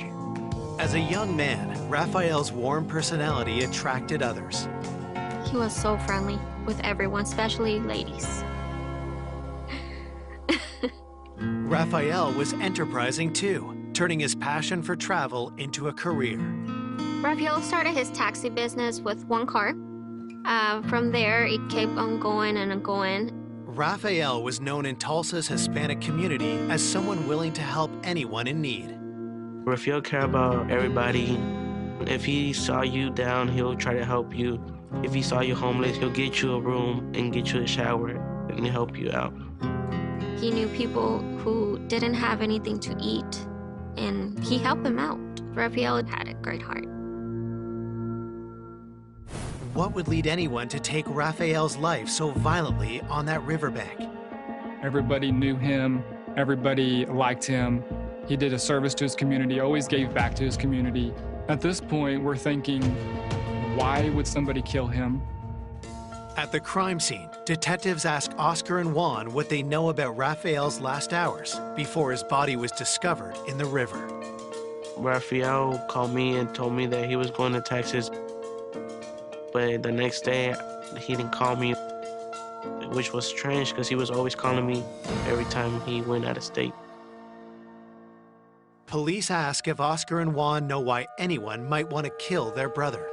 We learned that Rafael was known to carry approximately $2,000 on him at all times. Whoever did this took his ID, took his wallet, took any money he may have had. So that led to the possible motive that Rafael had been killed for the money. Oscar gives the detectives one more useful piece of information. Oscar told us that some of Rafael's vehicles had been vandalized where Rafael ran his business. A lot of people was jealous of Rafael because he was really successful in the business that he was doing. Had the beloved taxi driver made a lethal enemy in his community? We had no leads, we had no suspects, had no idea who could have done this to him. This wasn't just a disagreement or something. It was a very violent act. I had a lot of questions about Rafael. Why? Who? Why would they kill him? What did he do? This is not a random killing. This is someone who targeted Rafael and wanted him to die. Coming up, detectives uncover a tangled web of romantic interests. Not only does he call her frequently and go by and see her, but I know he bought her flowers. She had an unusual relationship with her ex-husband. They both still slept in the same bed. So a scorned husband, that could fit right in with that. Now we're starting to think this could be a motive. And a surprising lead sends the case in a new direction. We were shocked when we found a second individual's fingerprint at the scene.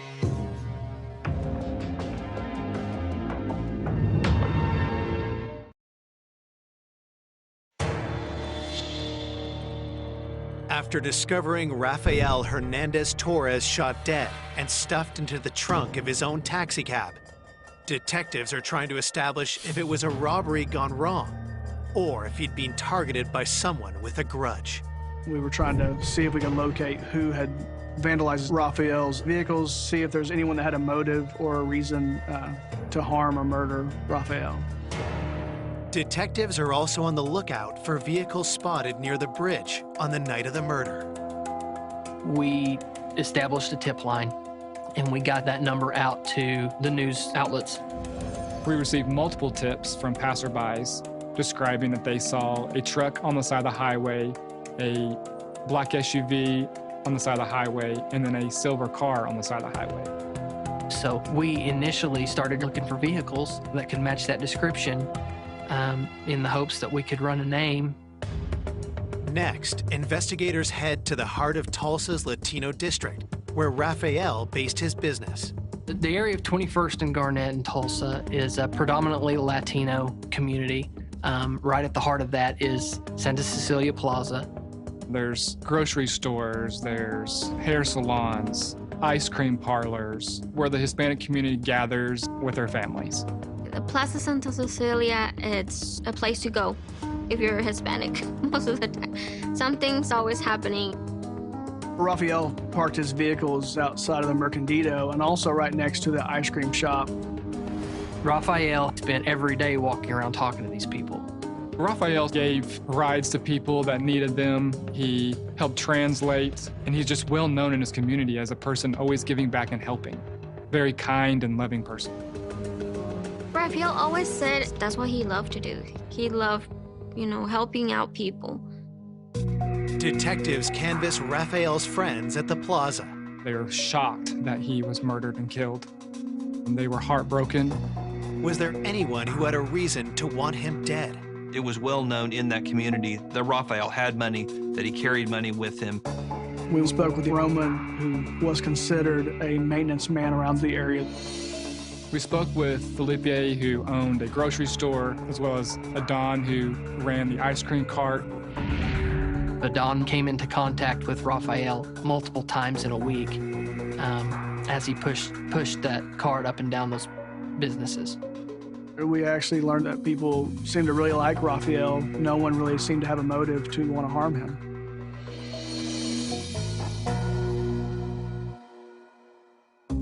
As detectives continue searching the plaza for leads, they gain access to Raphael's cell phone records. So initially, we had the physical phone. I drafted a search warrant to try to extract as much data as possible from that phone. Raphael was talking to multiple people between 9:15 and 9:30. So we know that he's alive at that point, or he wouldn't be answering his phone. And then after that time period, he doesn't answer any more phone calls. It's always important when someone has been murdered to find out who they talked to last. One of the numbers that we had identified on Raphael's phone belonged to a female named Letty. Letty worked at a laundromat near where Raphael kept his vehicles. We found out through Oscar that Raphael and Letty may have had some type of relationship. Raphael would frequent Letty's place of business at the laundromat and would go by to see her. Not only does he call her frequently and go by and see her, but I know he bought her flowers. He took little gifts up to her. He took her to Dallas one time for one of his fairs. They drove to Dallas and then drove right back. There's one more thing about Letty that gets the officers' attention. We also discovered that Letty was married. As officers dig into this new lead, Raphael's autopsy results come in. Raphael was shot 3 times in the front and 6 times in the back. There's a mindset behind somebody shooting somebody that many times. It tells you that this is a crime of passion. It's not just something that just happened. So a scorned husband, that could fit right in with that. Now we're starting to think this could be a motive. Had Letty's husband killed Raphael in a jealous rage?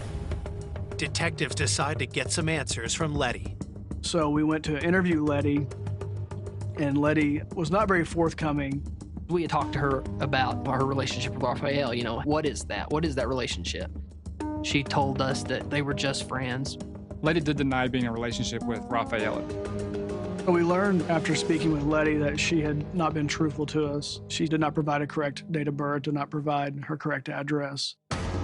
At the station, detectives searched Letty's name in the police database. We later learned Letty's true address and her true date of birth. In doing so, we discovered that Letty had an outstanding warrant.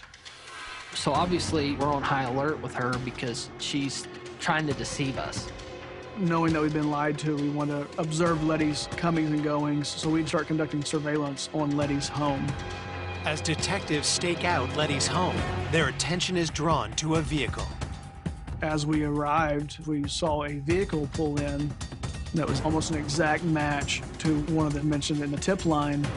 He's driving a black truck with a silver stripe on the back of it.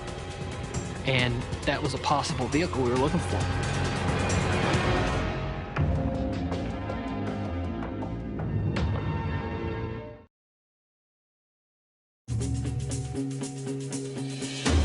Detectives investigating the shooting of taxi driver Rafael Hernandez Torres believe his friendship with laundromat worker Letty could have sent her husband into a jealous rage. First thing we decided to do when looking into Letty and her husband was we went to see who her husband's talking to. Then a truck pulls up in Letty's driveway that matches a vehicle spotted near the scene of Rafael's murder. So from there, we decided that we're going to make contact with the individual in the truck. Officers confront the truck's owner, who claims to be the friend of Letty's husband, Mario. Rogelio was basically crashing on Mario and Letty's couch, and they were putting him up for several weeks. While speaking with Rogelio, we noticed on his license plate of his vehicle that there appeared to be a blood stain. And there's a bloody fingerprint on the tag of the truck. Looking under the truck, and there's a piece of tissue that is kind of consistent with tissue that we found at the scene. Is this the evidence detectives have been searching for? They search the house and see what else they can find. During the search of that home, we did find a firearm inside the home. We submitted that to the state crime lab. We had a victim that had been killed, put into the trunk of his vehicle, and then that vehicle was subsequently pushed into the river. It was a very narrow window of time that all this happened in. So in most of the investigators' mind, it's a very good possibility that there's two people involved in this. Well, we got what we believe could be the possible vehicle. We have evidence that Letty's husband and this friend of his could be our suspects. And we're thinking this is the big crack to the case that we've been looking for. Police bring Mario and Rogelio in for questioning. They ask Mario about Rafael. Had the taxi driver's advances on Letty made him a target? Mario was familiar with that Rafael had bought his wife flowers and was known to stop by her place of business frequently, but he did not seem to be very upset by that. Mario insists that he was never jealous of Rafael because he and Letty are divorced. We had discovered that Letty had an unusual relationship with her ex-husband. They both still lived in the same house. They lived there with their children. They even slept in the same bed. She was kind of out seeing people. He didn't care. Mario also insists that he was at home asleep on the night of the murder. Rogelio gives the same alibi, insisting that he never left the house that night. Their alibis were not really solid. We were worried about them being co-conspirators, so at the time, we weren't putting just a whole lot of stock into that. Officers press Rogelio about the blood on his license plate. But we talked to him about the blood on it, and he's got a good excuse for that. He cut his finger trying to put the tag on, and the bloody fingerprint is his blood. They were more than willing to provide their DNA and fingerprints to clear themselves. Despite officers' suspicion of Mario and Rogelio, the lab results tell a different story. We have DNA from the scene, and Rogelio and Mario don't possess that DNA. The firearm inside the home did not match bullets that we found in Rafael. And based on their phone numbers, they weren't at the scene. And we found zero evidence linking them to the crime, and that whole theory really started to fall apart quick. We were going back to the drawing board and we were starting over again. We weren't sure on where to go from here other than talking to the community. It was very frustrating during this point. With each passing day, pressure to solve the case is only increasing. People were asking, do we have to be scared? Is there a murder out there killing us Hispanics? My whole family was worried because they didn't want me doing the taxing business because they didn't want me to be the same as my brother. At a crossroads in the investigation, police find a new way forward when they gain access to further cell phone records from the night of the murder. One of the last contacts that Raphael had was a fare that was supposed to be getting a ride to Texas later that night, and Raphael never showed up. But there's one other number that we know is also communicating with Raphael at around the time of his death. Raphael was scheduled to pick up an individual and told him that he was going to be late because he had another job. Raphael had told him that he was going to help a friend who had gotten into an accident, and he was going to go translate for him to the police. We know that phone conversation took place around 9:15, and we believe that around 9:35 that Raphael was murdered. Had Raphael been lured to his death by a call from someone he knew? As we start diving into the call detail records on that phone number, we're able to follow the tower information and the location of that phone to the scene of the crime. We were able to track Raphael's phone and the suspect phone, both going to the same area. However, Raphael's phone didn't leave, and the suspect phone went back to Tulsa. This was very important to us because we knew that this was the possible killer that enticed Raphael to where he ultimately was shot and killed. That's when we make the decision to focus everything on that number. When police try to identify the phone's owner, there's a problem. We get subscriber information for the phone number, and it comes back to a fictitious name. The number was on a prepaid phone. It wasn't attached to any particular person.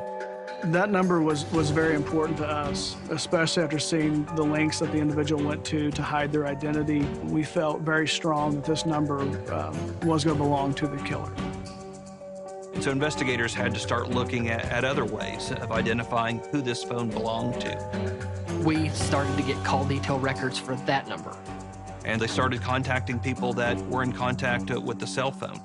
We were able to pinpoint a phone number from someone that talked to the suspect phone several times close to the time of the killing. The phone number belongs to a man named Marco Lara. But once we got the name from Marco Lara, we started running a criminal history check, and we find the drug charges, some firearms charges, stuff that we were interested in when you're looking for a violent killer. We knew that Marco knew who possessed our bad guy's phone number because he had been calling it. Marco ran with some of the same people in that area that Raphael had contact with. And so we really felt like Marco was going to be a good spot to gain some information. We went to the area of the plaza. Marco lived one street over, and we staked out his house. We saw a truck pull into his driveway, and he gets out of the driver's seat, and he walks into the house. So we get out, and we start covering exits to make sure that he isn't leaving. But that's when things went south.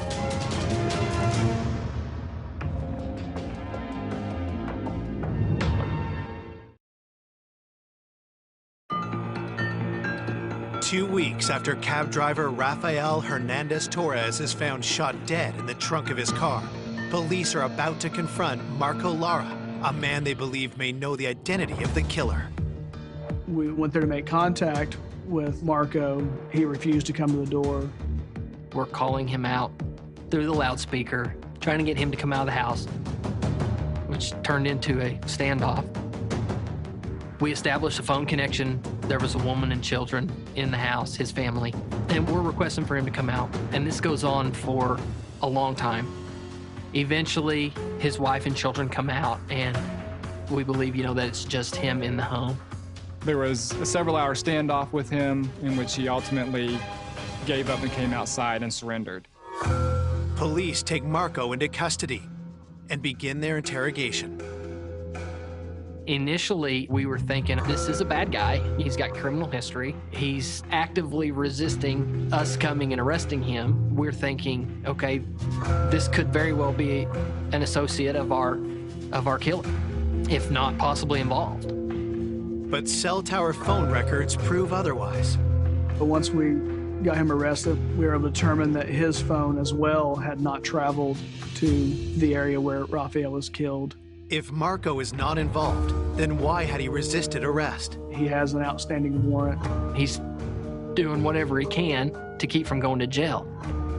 No longer a direct suspect, Marco still has information valuable to the investigation. So we had seized his phone. We had his phone. I typed in our suspect's number, and he said, that's him.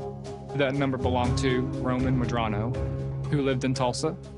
Marco provided us the apartment complex that Roman lived at. So knowing that Roman Medrano was the owner of that phone, we sat at the apartment complex and we figured out what apartment he was in. And the next morning, we served a search warrant on that apartment. When detectives search the apartment where Roman Medrano lives with his wife Blanca, they're surprised by what they find. As we entered the residence, I noticed there was no furniture. It appeared that Roman maybe didn't have a lot of money. Maybe he was struggling to pay his bills. We find that there's very little in the way of furniture, and it looks like things are being sold off. There's IRS paperwork scattered about. Searching through Blanca's purse, officers make a discovery that raises their suspicions further. There was approximately $2,000 in her purse. Raphael had approximately $2,000, in his vehicle. And now our suspect's wife has this large sum of money in her purse that is pretty close to the amount. We had the one suspect number that we had determined to belong to Roman Medrano. At that point, we felt we had enough to bring Roman and his wife in for questioning. At the police station, detectives first interview Roman's wife, Blanca. Blanca initially denied knowing who Raphael was. Blanca told us that she was not given a ride by Raphael, that Roman has nothing to do with this. Then how to explain the $2,000 in her purse? Roman doesn't have any money. He's worried about losing his roof over his head. It's well known in the community that Raphael carries lots of cash with him. So I don't think it was any secret that by killing Raphael that Roman could get a payday out of that. Blanca basically told us that Roman was with her the night of the homicide, that he's always home. In another interview room, detectives question Roman. Roman told us that he did not know Raphael, that he didn't know that his wife knew Raphael, that he had never been to the area where the homicide occurred. Roman denied every aspect of any knowledge of the case whatsoever. Roman just heard of Raphael's taxi service and that he was, doing work in the Hispanic community. But detectives have information that suggests a closer connection. Shortly after the first interview with Marco, he reached out to us and gave us more information about Roman. Marco told us that he had overheard Roman and another individual talking about how Raphael had given Roman's wife, Blanca, a ride in this taxi cab to the Tulsa County Jail. Pressed further, Roman admits to knowing more about Raphael than he first let on. Raphael had a successful business and tended to like the ladies a little bit. Roman did not like the fact that she was taking rides with Raphael. He still wasn't willing to tell us that he was, at the scene of the crime. Confronted with Roman's admission that she'd taken rides with Raphael, Blanca's story begins to change. Now she knows Raphael. She's telling us that they had talked, they knew of each other. Blanca began to tell us that during one of her rides with Raphael, that he came on to her and that she believed that it was inappropriate and told Roman about it. We had learned that Raphael had made comments to Blanca as trying to hit on her and that this was very upsetting to Roman. Blanca described Roman as a very jealous man. Had something happened between Raphael and Blanca that triggered Roman to seek revenge? Based on how many times they were shot, there was a personal element to this. We believe that Raphael's conduct towards Roman's wife could have been a motive to kill him. At this point in the investigation, we definitely feel like we have our guy.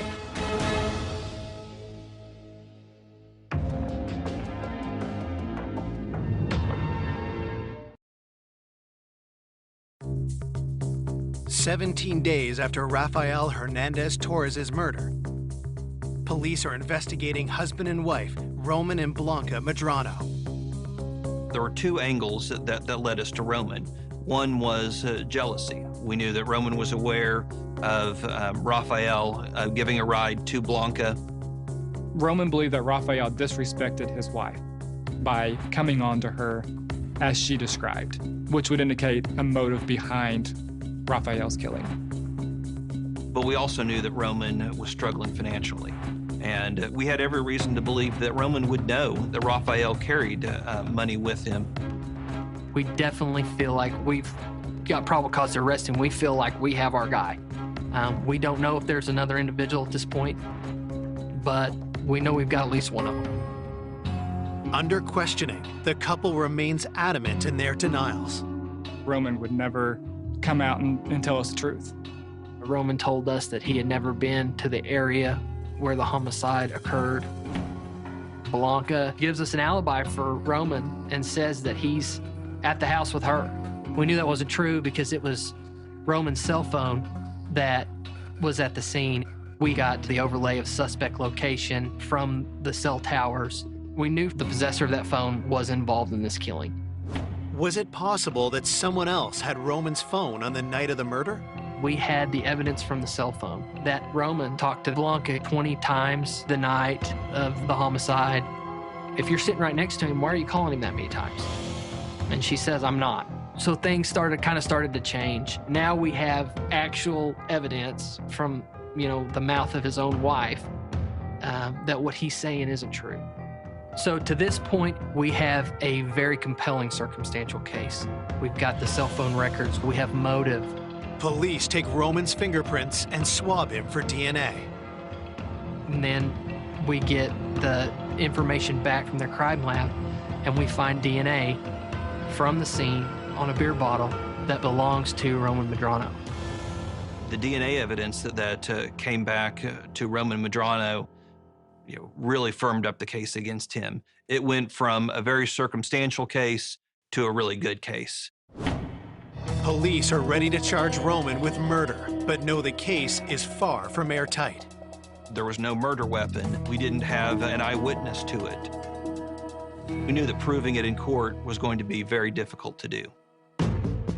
Then, as detectives go back carefully over forensic reports from the state crime lab, they find something unexpected.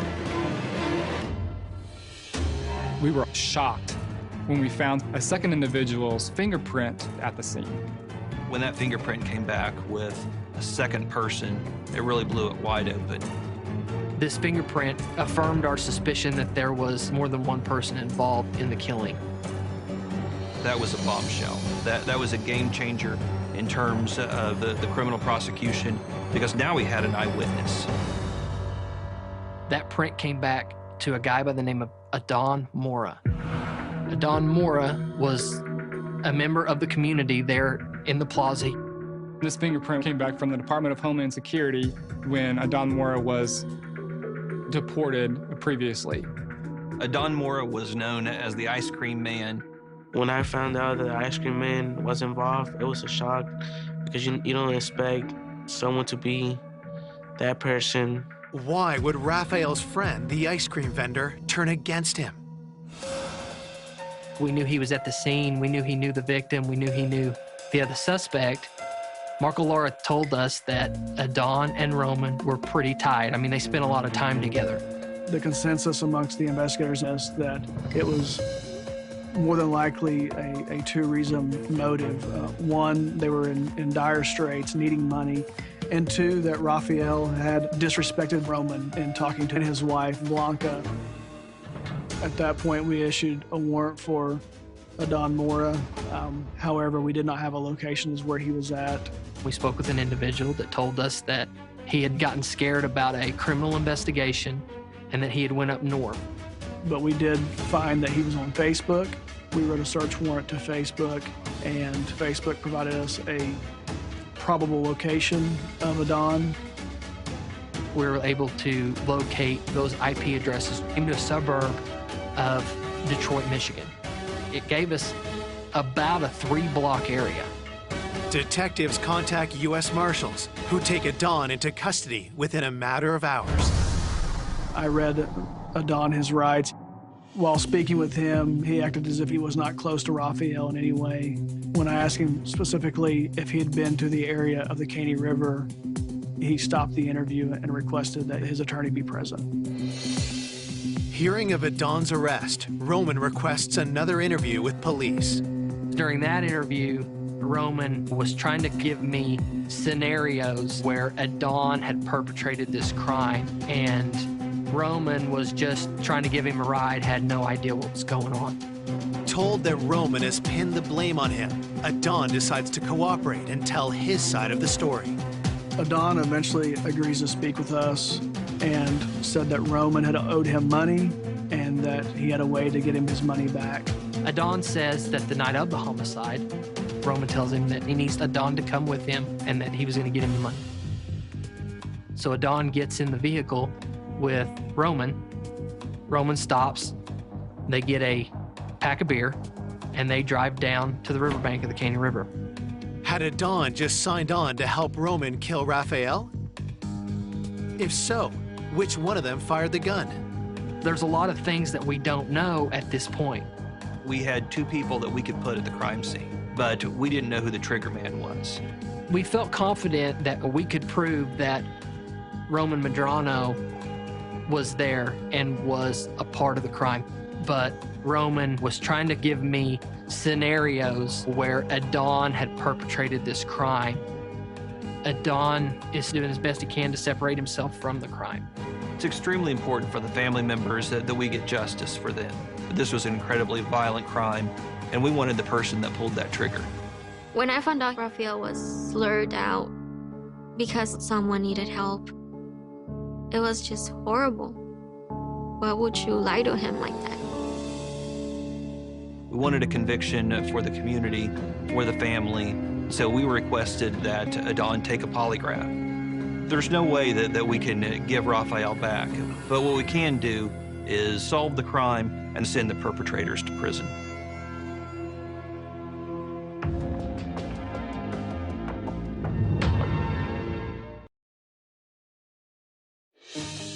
Police now have 2 suspects in custody for the shooting of Rafael Hernandez Torres, Roman Medrano, and Adon Mora Ramos. Ultimately, to come back to these 2 people was something that we never saw coming. Adon's unexpected involvement in the murder gives police a valuable way to secure a conviction. To ensure he's telling the truth, police have Adon submit to a polygraph test. During the interview with Adon, he explained to us that Roman wanted him to be at a certain location to help him with a job of some sort. They went out to the area where the homicide had occurred, and they were there drinking some beer and just hanging out. Adon doesn't really know what's going on. He's asking Roman, what are we doing? How are we going to get this money? Well, Roman keeps walking off, and he's on the phone. He makes a phone call where Adon can't hear him. After a period of time, Adon sees Raphael's silver car pulling down where they're at. Raphael believed that he was going to help a friend who had gotten into an accident. It was Roman's cell phone that made the call to lure Raphael out to the rural secluded area. According to Adon, Raphael drank a few beers with them, and then Roman asked for his help jump-starting his car.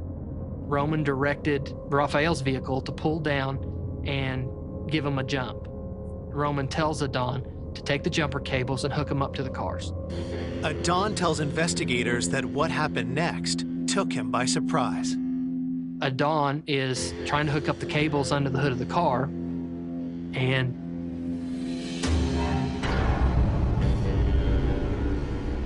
he hears the gunshots.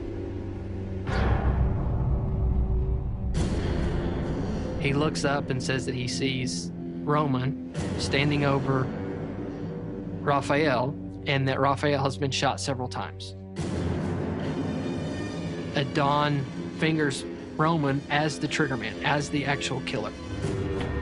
The polygraph test confirms that Adon is telling the truth. That was the last piece of evidence that we needed. The information that he gave was truthful. And it became clear that Roman was really the one that had a personal vendetta against Raphael and the financial motive for it. But we knew Adon participated. We knew he helped out with it. Adon admitted that he put Raphael's body in the trunk and helped push the vehicle into the river. And Adon said he was afraid that Roman was going to shoot him as well. Adon never says anything about the money. Adon just says he's worried that he's going to be next. Now, he's a witness to this crime. And so Adon, because of that fear, fled the area shortly after the crime had happened. Ultimately, we charged Adon with accessory and gave him a 15-year sentence. Adon was there. He could have stopped this, and he didn't. He could have cooperated, and he didn't. So he needed to go to prison. Roman entered a plea of no contest to murder in the first degree, and the judge sentenced him to life in prison with the possibility of parole. When this investigation started, it was a true whodunit. We weren't certain on who was involved or why they would want Raphael killed. For such a violent act to be committed over a couple $1,000s and an offhand comment to Roman's wife is unexplainable. It was a cruel and unusual way of getting back at somebody for being jealous and wanting the things that he had. Raphael was a generous man, a benevolent man, and they took advantage of that. They knew that he would be willing to help them, and they used that good nature against him and ultimately lured him out there and murdered him.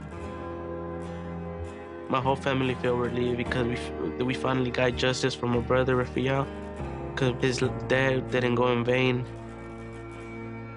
My feeling and thought about these people was always like, why? Why? What problem did they have with Raphael? I don't know. Today, the Hernandez-Torres family does everything they can to keep Raphael's memory alive. Raphael was like a role model for everybody. He was the biggest role model for me because he showed me, even when I'm down, to always get up and fight for what I like.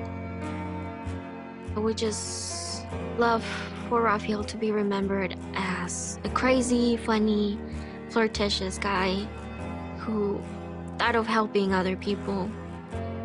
It's always something or someone who remembers Raphael and talk about his life, and we just all start crying. And we wish he was still here. But he's still with us.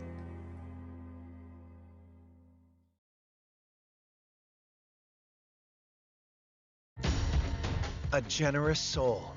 She was a very giving person and a very sharing person. Who helped neighbors in need. When they needed extra money for baby food or diapers, Janora was always there. Is found brutally murdered. This homicide was one of the most violent homicides that I've worked. There was blood from basically the floor to the ceiling. It was something that shocked the community. Police uncover a sinister trail of deception and hate. He had some strange tendencies. He seemed to be stalking her. The polygraph came back with some clear signs that he was being deceptive. To unveil a killer no one expected. He made her believe that he was her knight in shining armor, so she never saw it coming. He had two completely different faces on him. He was just the devil incarnate.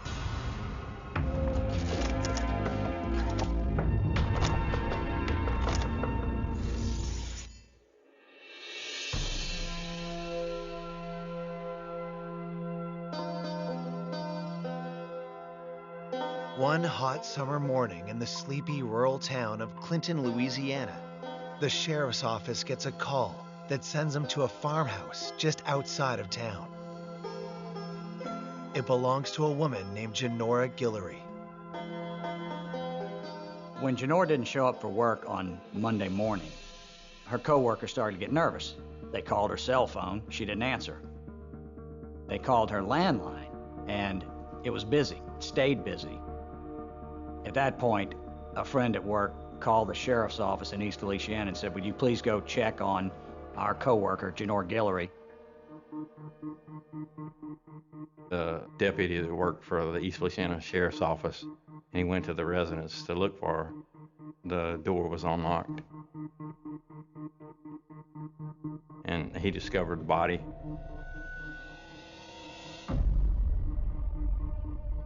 He backed out of the house, and he said he threw up outside. He could barely even speak to the dispatcher. He was so upset by what he found. Detectives are called to the scene. You could tell something had happened at the very entrance of the door. There was blood right there on the door handle. The blood on the floor leads detectives inside the house. There, you could follow the blood trail, and it went into the kitchen. There were several knives that had blood on them inside of the drawer. There was also evidence like someone tried to use the phone, and there was blood on the side of the phone. The blood leads to the bedroom, where detectives are met with a gruesome sight. In the middle of the floor lies the lifeless body of 42-year-old Genora Guillory. You could see evident tears in her skin, which, I mean, we knew at the time were deep stab wounds. She was beaten severely. There was blood from basically the floor to the ceiling. The lamp was broken and stuff knocked over in the bedroom. I've seen other homicides that I've worked that this one was more brutal.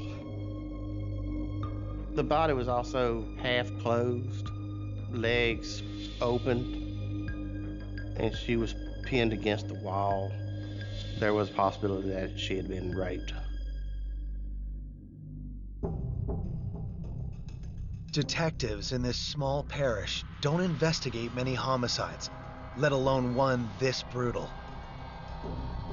They call in the Louisiana State Police to help process the scene. They took some DNA samples of the material that was found under her fingernails. The samples are sent to the lab to see if there are any traces of the killer's DNA. We didn't find any type of murder weapons. We found that it was actually no forced entry. We pretty well figured that it was somebody that she knew and had a little bit of trust in to open the door. As police collect evidence, Genora's neighbors, Philip and Amy Skipper, arrive on the scene. They were, of course, shocked. Philip's wife, Amy, she was really destroyed, and she was a friend of Miss Guillory's. Police inform Genora's family. Her brother-in-law, Albert, is the first to get the terrible news. I received a call from the sheriff's office indicating that Genora was dead, had been murdered, and obviously it was just an unbelievably bad moment. To Genora's sister, my spouse at that time, Yvonne, that was probably the single most devastating moment in her life. The family rushes to the scene. When they arrive, detectives ask them for any details they can provide about Genora. Genora grew up in Eunice, Louisiana, a small town in St. Landry Parish. From the time that Genora was a young girl in school, she was a very giving person. She was a very intelligent woman, filled with love for life, filled with love for animals. Genora worked at an insurance company in Baton Rouge, but chose to live in rural Clinton, where she could indulge in her passion for animals. She had 30 dogs, she had 3 or 4 horses, she had rescue animals, she took care of friends' animals if they couldn't. Animals were a big part of her life. Friends were a big part of Genora's life too. She was thrilled when a sweet couple moved in across the street, and they immediately hit it off. Philip and Amy Skipper moved into her neighborhood, and I felt very comfortable that she had developed this warm relationship with the Skippers. Over the years, Genora and her neighbors became close friends. Genora told me how reliable they were and how hardworking they were.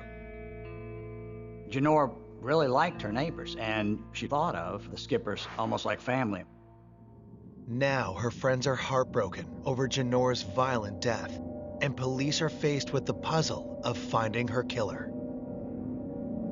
It made no sense. Genora had no enemies, and she wasn't involved in anything shady or suspicious.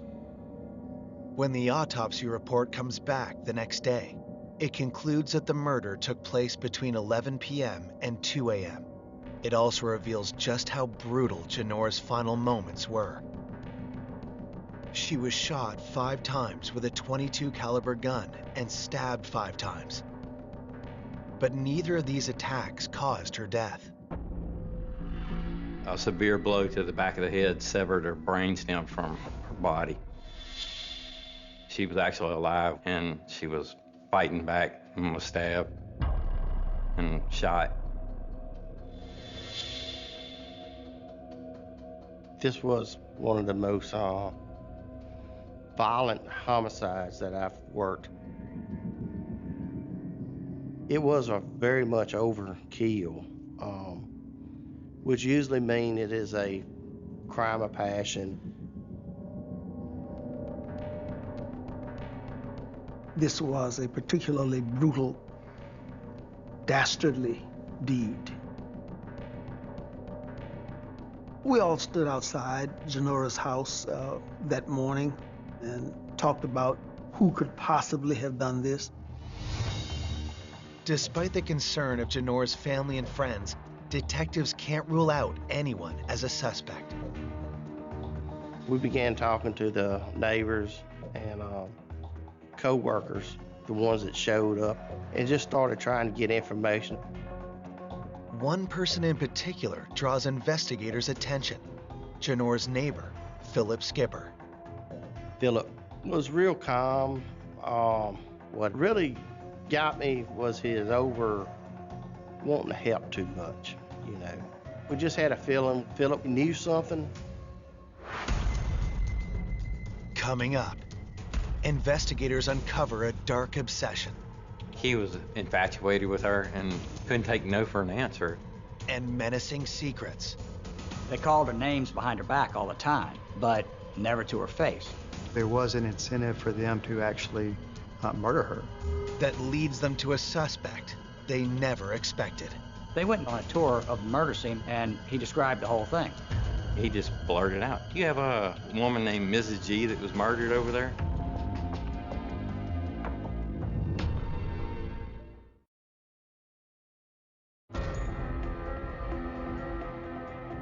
After 42-year-old Genora Guillory is found savagely killed in her home, detectives in Clinton, Louisiana suspect that her neighbor, Philip Skipper, might know something about the murder.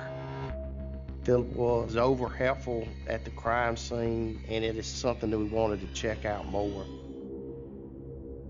Police decide to bring in Philip Skipper and his wife, Amy, for an interview. Genora really liked her neighbors, and the Skippers had a young child and their stepson, who was 15 years old at the time. Philip Skipper tells investigators that when his young family first moved to Clinton, they were down on their luck, but their neighbor Janora kindly helped out. She started to take them under her umbrella and make sure that they had food and made sure that they had electricity. When the Skippers needed extra money for baby food or diapers, Janora was always there. The trailer they were living in, for example, was really dilapidated, so Janora helped them buy a new trailer. She helped them improve their lives as much as she could. Janora's kindness didn't stop there. She started to employ Philip to do all of the work in her yard and around the house, and employed Amy Skipper to do the work inside her house. Janora treated the Skippers like family and trusted them with keys to her property. She was just a very, very generous neighbor. Detectives want to know if the Skippers ever argued with Janora. Amy Skipper said their relationship had recently been strained by an unfortunate incident. Philip Skipper was raising pit bulls, and there was one dog that was not a pit that didn't get along with his other pit bulls, and Janora agreed to keep that in her kennel with her dogs. Well, that dog somehow got loose during the day while Janora was at work. The dog ran back to the Skipper's trailer and killed a goat they kept as a pet. Amy Skipper ran over to Janora's house, got on the phone, called Janora at work, and was upset with Janora. Now that's witnessed by a couple of Janora's co-workers who heard Janora's end of the conversation. She was crying by the end of this phone call. That's how upset Janora was. And Janora told Amy Skipper on the phone, "Leave the key at my house, get out of my house, and never come back."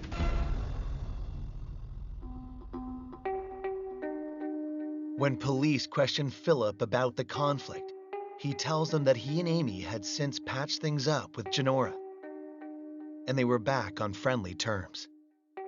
Philip Skipper was dismissive about the falling out. He said it was just a dispute among neighbors, and they worked it out, and there was no lingering after effects.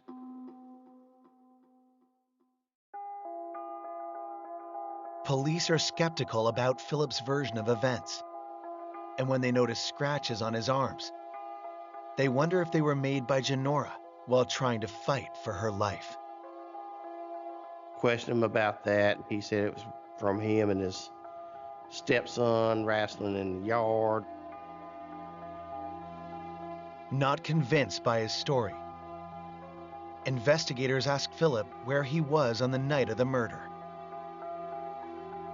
And he said he was asleep at the time that the murder happened.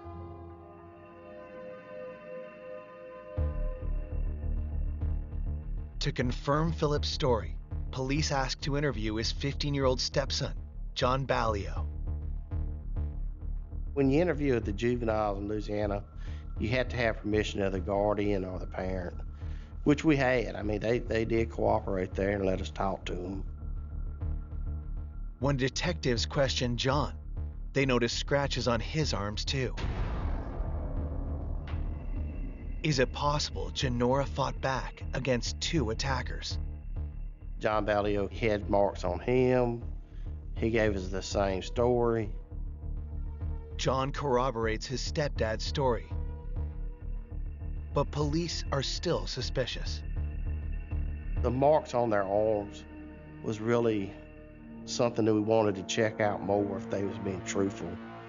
So after that interview, we did decide to have a polygraph set up.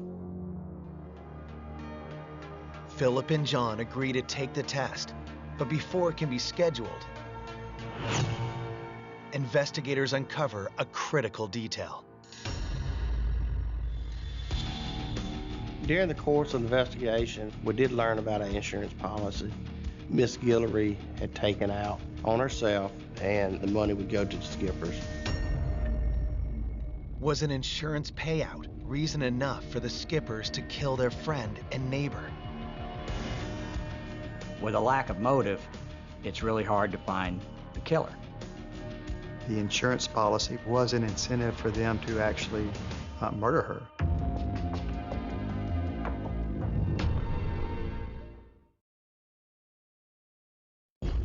Police have just discovered that murder victim Genora Guillory's neighbors, the Skipper family, are the beneficiaries of Genora's $25,000 life insurance policy.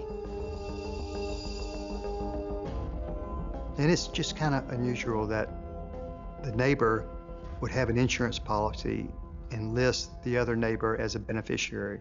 They're not related. The insurance policy raises eyebrows for investigators, but Genora's family is well aware of the policy and does not suspect foul play. Genora wanted to make sure that the Skippers had the food that they needed, had the clothing that they needed for at least a period of time, should she meet an untimely departure. The Skippers, after Genora's death, did not know how to collect. They contacted me and asked me to assist them, and I did. Still, police believe the insurance money is a possible motive. That, coupled with the scratches on Philip and John's arms, convinces detectives to take the next step.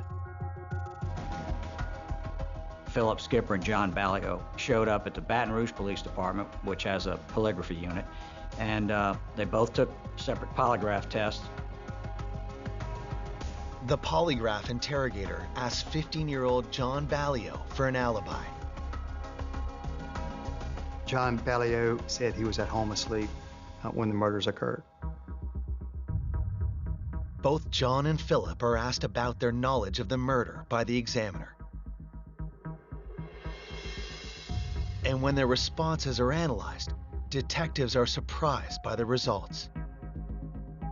Both of their tests came back with no real signs of deception. The results on the polygraphs, they was inconclusive, and the officer that was doing the polygraph didn't think that they had done the murder. The results are a blow to the investigation, and lead detectives dropped the Skippers as suspects. We still didn't have no physical evidence, and the polygraph made us think, well, we need to start looking elsewhere. Detectives interviewed Genora's friends and coworkers about anyone she may have dated recently. The friend of Miss Guillory's did give us the name of Tommy Alexandra. Police tracked down Tommy at his home in a nearby town. He agrees to talk to police. Tommy tells investigators that he met Genora months prior at a feed store, where she was stocking up on food for her animals. Genora agreed to meet Tommy for a drink, their first of several dates. Tommy and Genora had dated on and off for some time. But it soon became apparent to Genora that Tommy had other love interests. It turned out Tommy Alexander was not just dating Genora at the time. He was dating a couple of different women.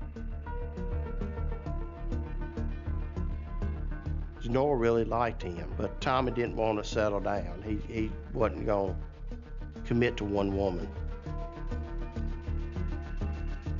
Is it possible that an argument between Genora and Tommy could have turned deadly? We interviewed Tommy about the homicide.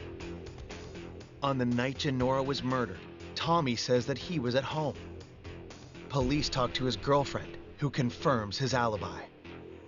They were able to eventually eliminate him as a suspect.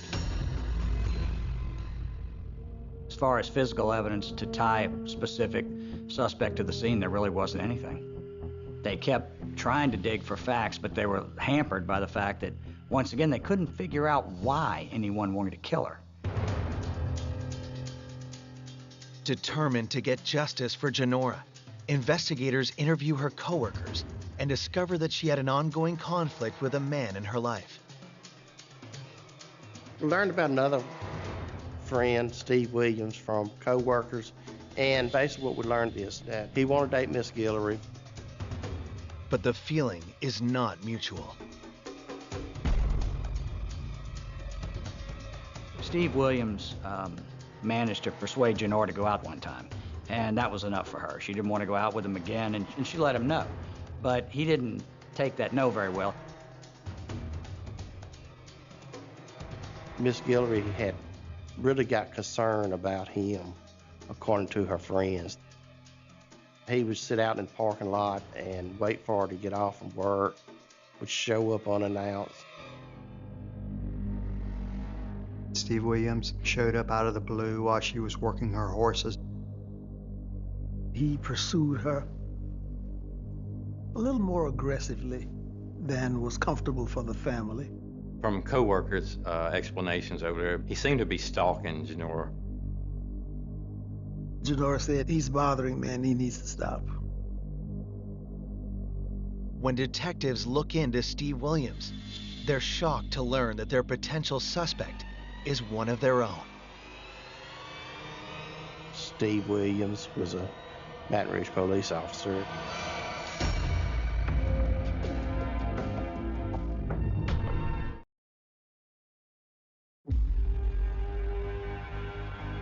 Detectives have learned that Steve Williams, who had been repeatedly contacting Genora Guillory in the months before her murder, is a fellow police officer. Steve Williams had recently gotten a job with the Baton Rouge Police Department, and he was a probationary police officer in the next jurisdiction over.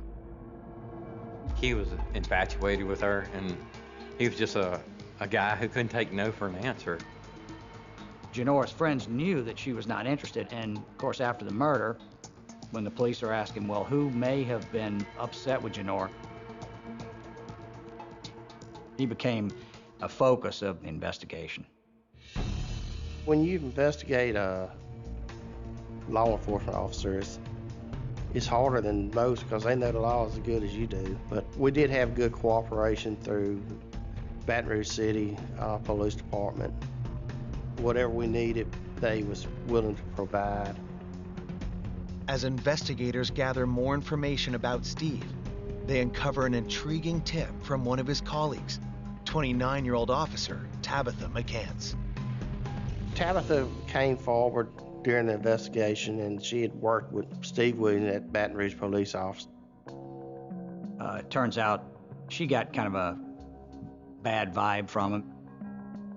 Tabitha tells investigators that she overheard Steve having heated phone conversations with a woman on several occasions while at the police shooting range.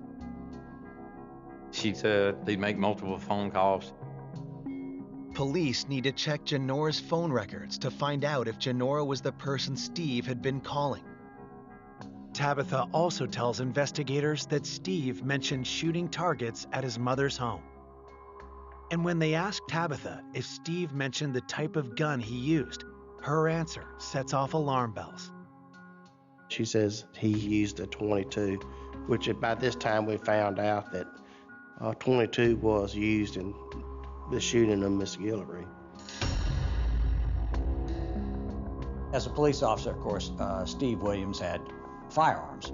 The .22 caliber pistol, which is certainly not a police gun, but he did have a .22, and he shot it at his mother's house. Based on the history of him stalking Miss Guillory and the access to a .22, that's when we decided that we would check Steve Williams out a little bit more. When detectives check Genora's phone records, they quickly discover an alarming pattern. Looking at the phone records, Steve Williams, in my opinion, was stalking Miss Guillory.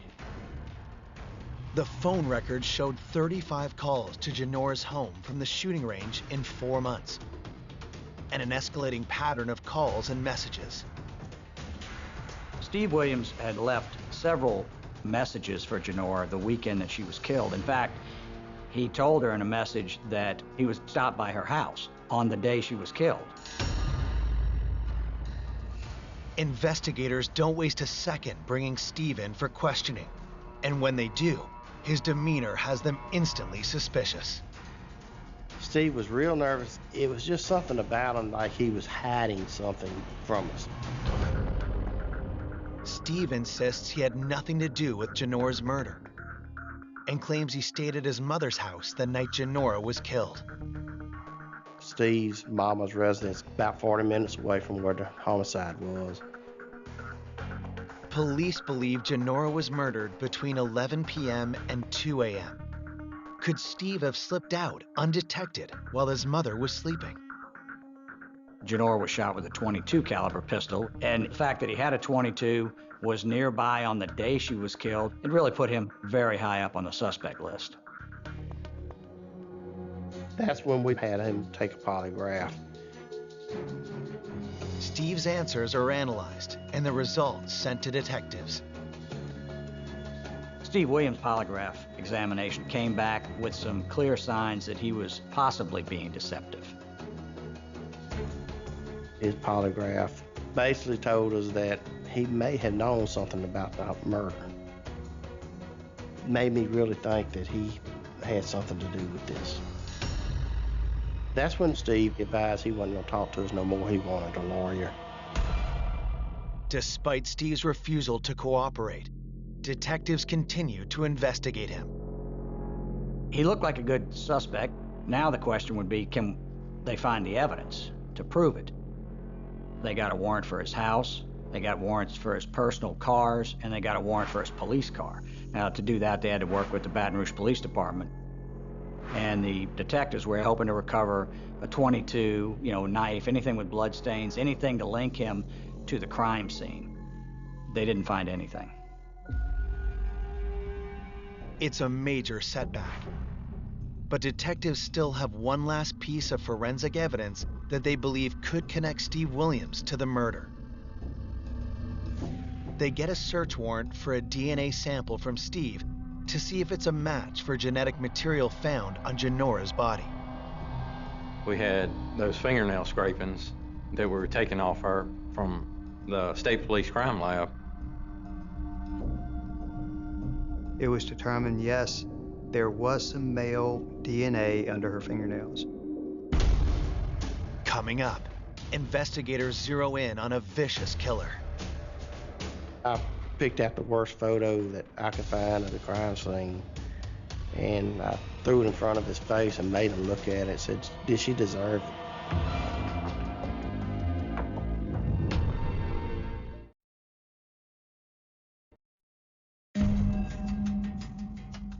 Police hope to use DNA evidence to link Baton Rouge police officer Steve Williams to Janora Guillory's murder. Steve's DNA is compared to material found under Janora's fingernails. His DNA was not actually determined to be under her fingernails. The DNA also doesn't match any known criminals in the FBI database. The fingernail scrapings came back to a known male genetic profile. With no physical evidence linking Steve Williams to the crime, he's ruled out as a suspect, leaving investigators at a standstill. The case had gone cold, and they had no other leads to check into it. The case stays cold for an entire year. There was great disappointment and great frustration on the part of the family when the case went cold. The shock of Janora's murder may have faded, but the community lives in fear of a killer who's still at large. When a murder occurs, it's very alarming. Everybody's on edge, especially after the case was at a standstill. Then, on July 27, 2001, a tip comes in that changes everything. And I got a call on the telephone straight to the office. It was Detective Mark Apperson from Tangipahoa Sheriff's Office. And he just blurted out. He's like, do you have a woman named Mrs. G that was murdered over there? And I just kind of look over at Don, and I said, yeah, we do have a woman named Miss G that was killed. The detective there was working a domestic violence battery, and the victim had came in and told him that her boyfriend knew something about a murder in Clinton. The woman tells detectives her boyfriend's name is Donnie Fisher. We rode over there and found Donnie Fisher. We brought him over there to the Tangipahoa Sheriff's Office. But Donnie Fisher is not in the mood to talk. You could tell he knew something. That's when I picked out the worst photo that I could find of the crime scene. And I threw it in front of his face and made him look at it and said, did she deserve it? Reluctantly, Donnie looks down at the gruesome photos, and moments later, his whole demeanor changes. He started to break down and cry. And he looked at it, and then he told us, basically, his confession. Donnie says he heard a detailed account of the murder from one of Janora's neighbors. The neighbor took Donnie Fisher on a tour of the murder scene. He said once they got there, he took them and said, this is how it happened. Investigators are stunned. They question all of Janora's neighbors at the outset of the investigation, but it didn't uncover any useful information or lead to an arrest. Detectives demand that Donnie reveal the neighbor's name. He said it was John Ballio, Philip Skipper's stepson. Detectives are shocked. They press Donnie for details. And he claims that John told him about the murder while cleaning up Janora Guillory's house. Janora Guillory's family had hired John Ballio to go clean up the crime scene.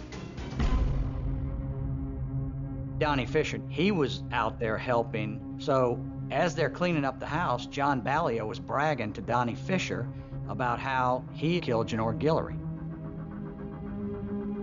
John Ballio took Donnie and said, here's what we did here, here's what we did here, and he described the whole thing.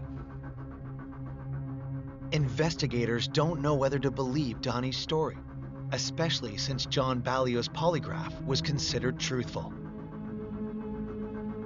Yet every word of it lines up with the evidence.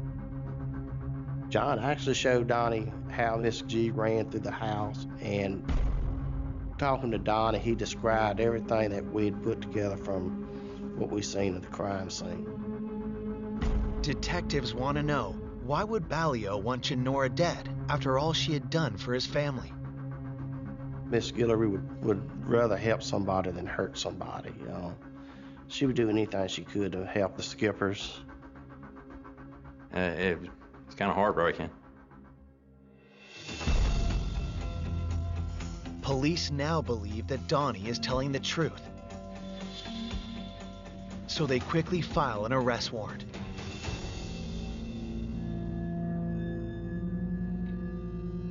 We picked up John Ballio late on a Friday evening, and we brought him back to East Bleak Center Sheriff's Office for charges of first-degree murder. Investigators now believe the key to cracking this case is a confession from the alleged killer. Luckily, a recent change in Louisiana state law allows them to question a minor accused of murder without a lawyer or guardian present. The police had to get John Ballio to come clean and tell the truth. We brought him to my office and advised him of his rights. He bounced from here to there during his statements at first when we initially questioned him. And then we started talking about the brutality of this homicide. After probably an hour and a half interviewing, he finally came and told the story about how he killed Miss G.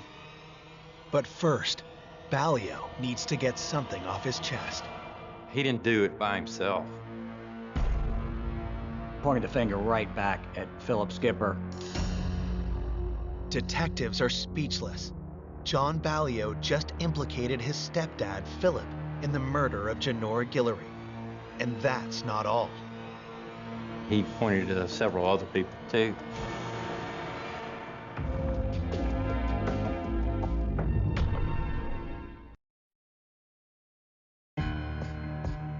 Detectives in Clinton, Louisiana have just arrested Philip Skipper's stepson, John Balio, for the murder of 42-year-old Genora Guillory. John started basically telling us how this went down.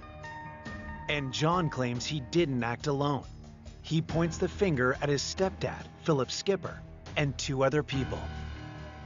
Johnny Hoyt was a brother-in-law to Philip Skipper, and Lisa Skipper Hoyt was a sister to Philip Skipper. He said they killed this woman together. Lisa and Johnny, that's the first time their name had ever came up. And we were, of course, shocked.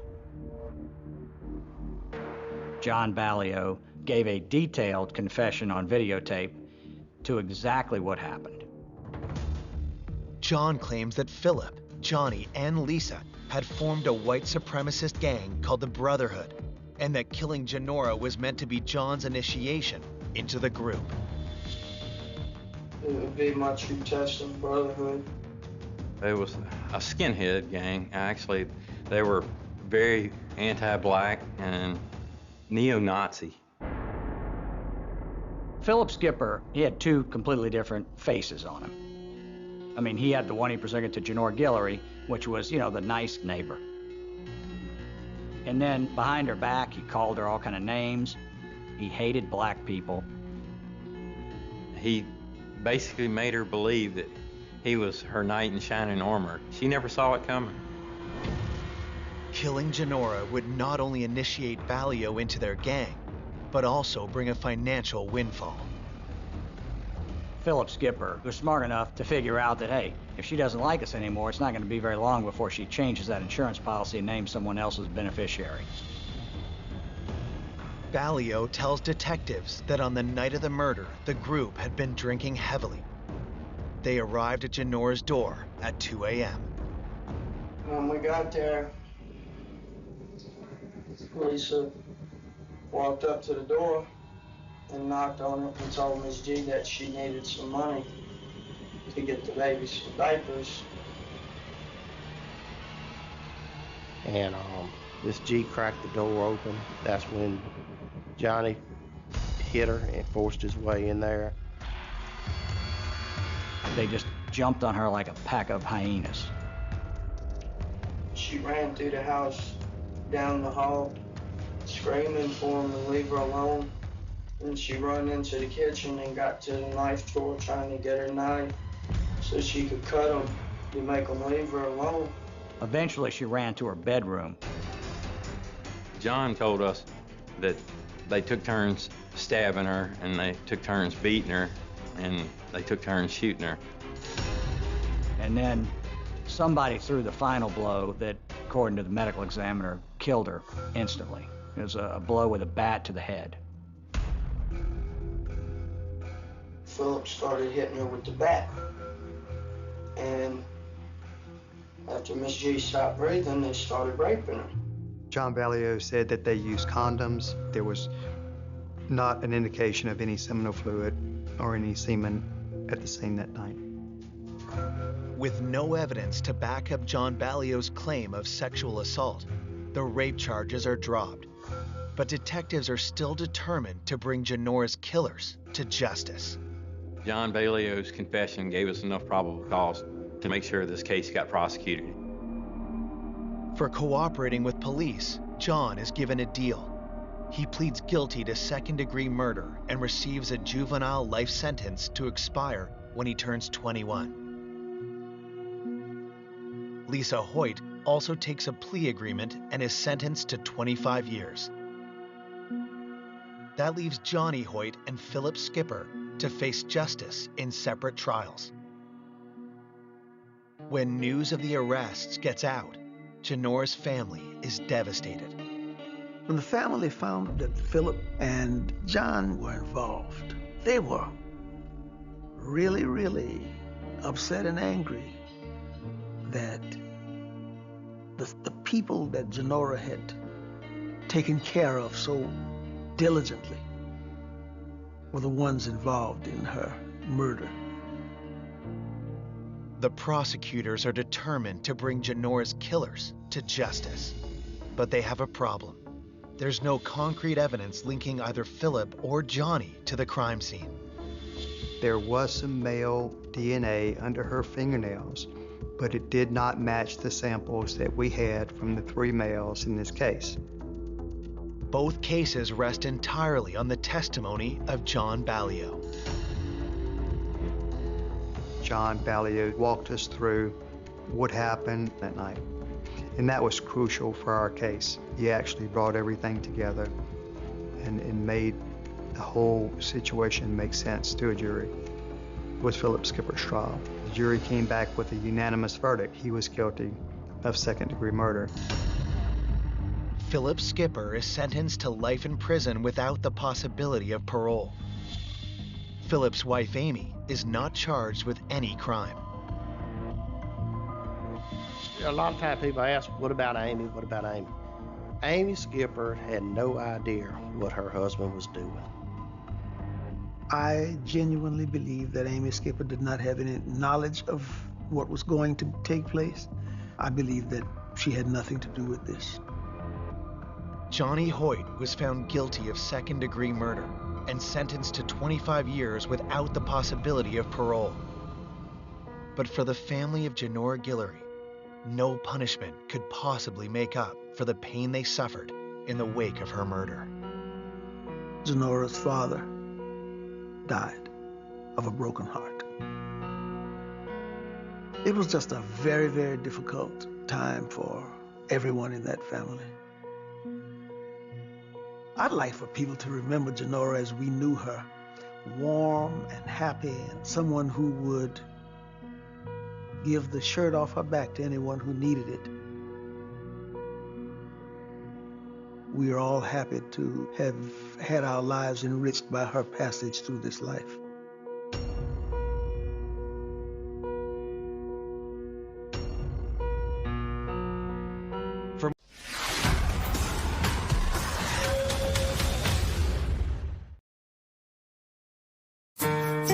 A vibrant young woman with a bright future. She just was like a magnet. She was very, very pretty, but also very smart. Is the victim of a truly disturbing murder. He'd been struck on the head many times. It's kind of the horror story. The body itself appeared to have been washed. Jewelry had been put on her after the fact. She had been staged for this suspect's desires. Who could have done this? Could it be somebody who likes her, somebody who has a fantasy over her? Detectives hunt for a deranged killer. We noticed bloodied palm print. Police had collected about 100 different print impressions. We could be looking for a serial killer. Just when it looks like justice may never be served. It was extremely frustrating. A stunning discovery points to a murderer in their midst. When we found out who it was like, are you kidding? Nobody could believe it.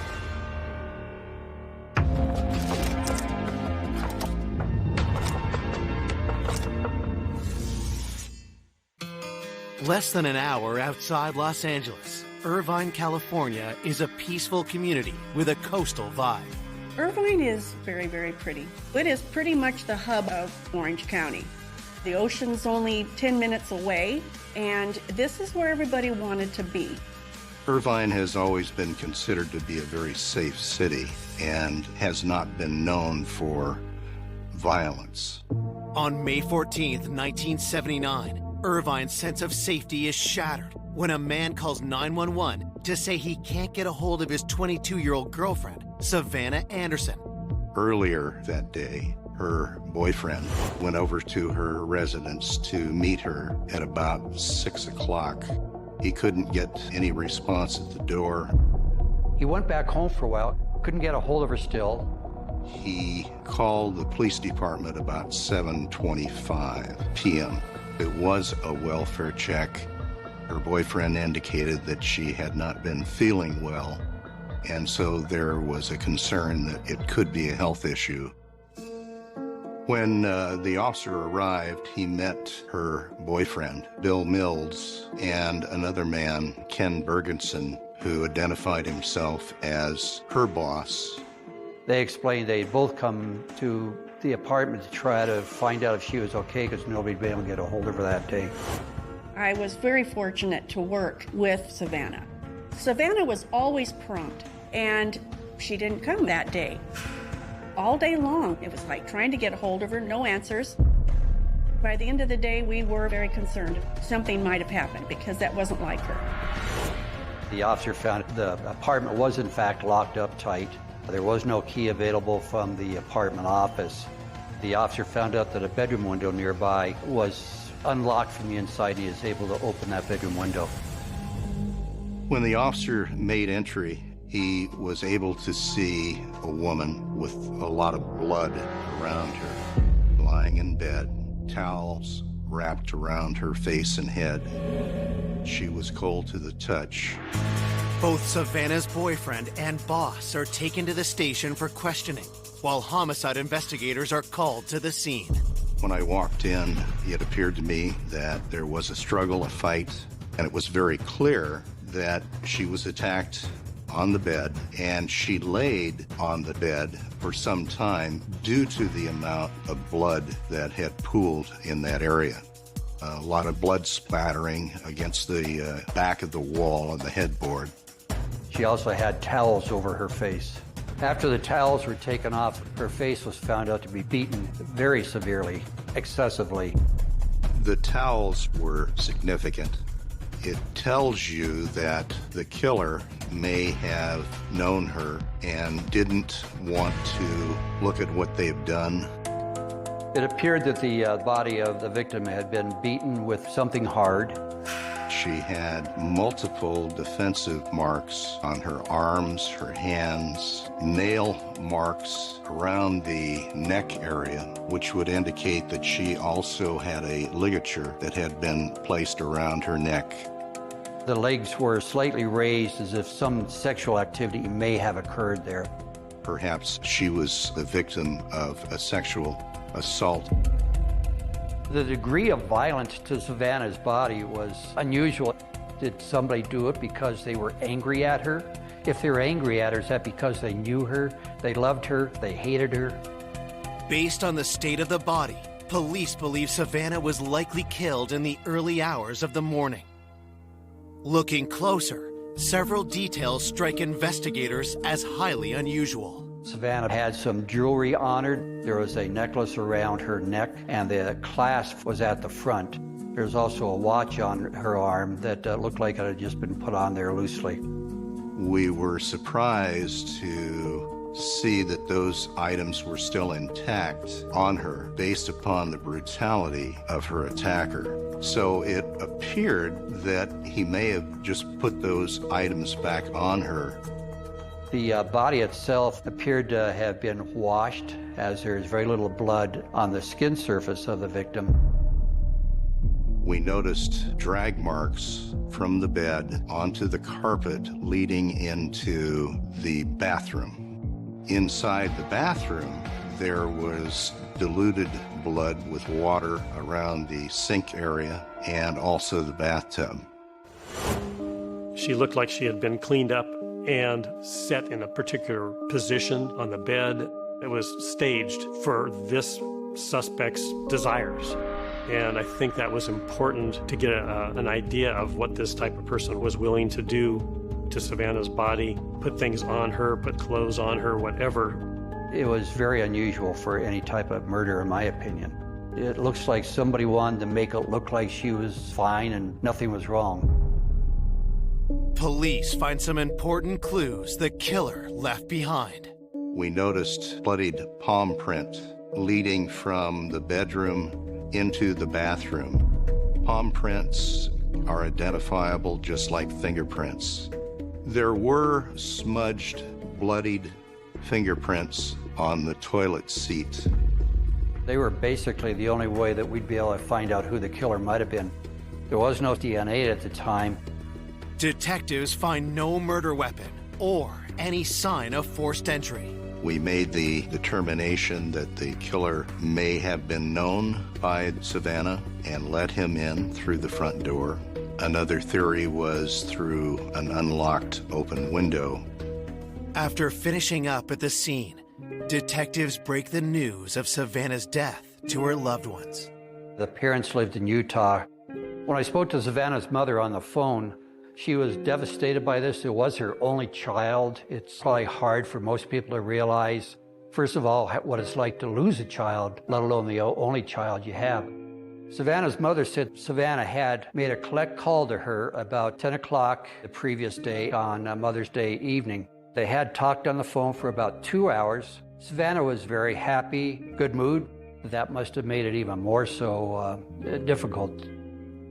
When I found out what had happened to Savannah, we were all totally shocked. My heart just hurt so much. How very sad this beautiful young lady, her life was gone. It's very senseless, very, very hard to understand. Born in 1956, Savannah Anderson grew up in Salt Lake City, Utah, and had big dreams. She was 22 when she moved to Irvine. She came here looking for a better opportunity. She was very independent, and she wanted to do it on her own. I met Savannah when she was working here for Commercial Credit. Savannah was a secretary for the operations manager. She just was like a magnet. She was very, very pretty. I remember when people did come in the office, especially the men, she did attract attention. Savannah was flattered, but she did have a boyfriend, Bill Mills, whom she met 3 months after moving to California. She was more of a private person into herself as far as not one to just open up and tell everybody what she was doing. She was definitely on the shy side. When I found out what had happened to Savannah, I felt angry and just crushed and so hurt. My first thought was just how tragic this was. I just can't imagine. It's kind of the horror story. Who could have done this? Could it be somebody close to her, somebody who knows her, somebody who likes her, somebody who has a fantasy over her? When you have a brutal killing like Savannah's case, detectives immediately looked for the people that are close to her, her boyfriend. The fact that Bill, the boyfriend, was the one that called the police, is he innocently calling the police here because he doesn't know that something had happened to her? Or is he the one who may have done it, so he contacted the police to say, gee, something might be wrong, with the hopes that the police will go ahead and discover the crime and then say, well, it can't be the boyfriend because he called us here. Could it be almost a way out to try to point the finger away from you? It's just something you have to look into. Coming up, police question the grieving boyfriend to see if he has something to hide. His attorney advised him not to take a polygraph. And detectives uncover more suspects. Why is he here now at this time? That was suspicious. Somebody was lying. Another crime turns the investigation on its head. This individual was responsible for 5 murders. Perhaps she was the victim of this killer. And the perpetrator's identity leaves everyone in shock. It was absolutely devastating when we found out who it was.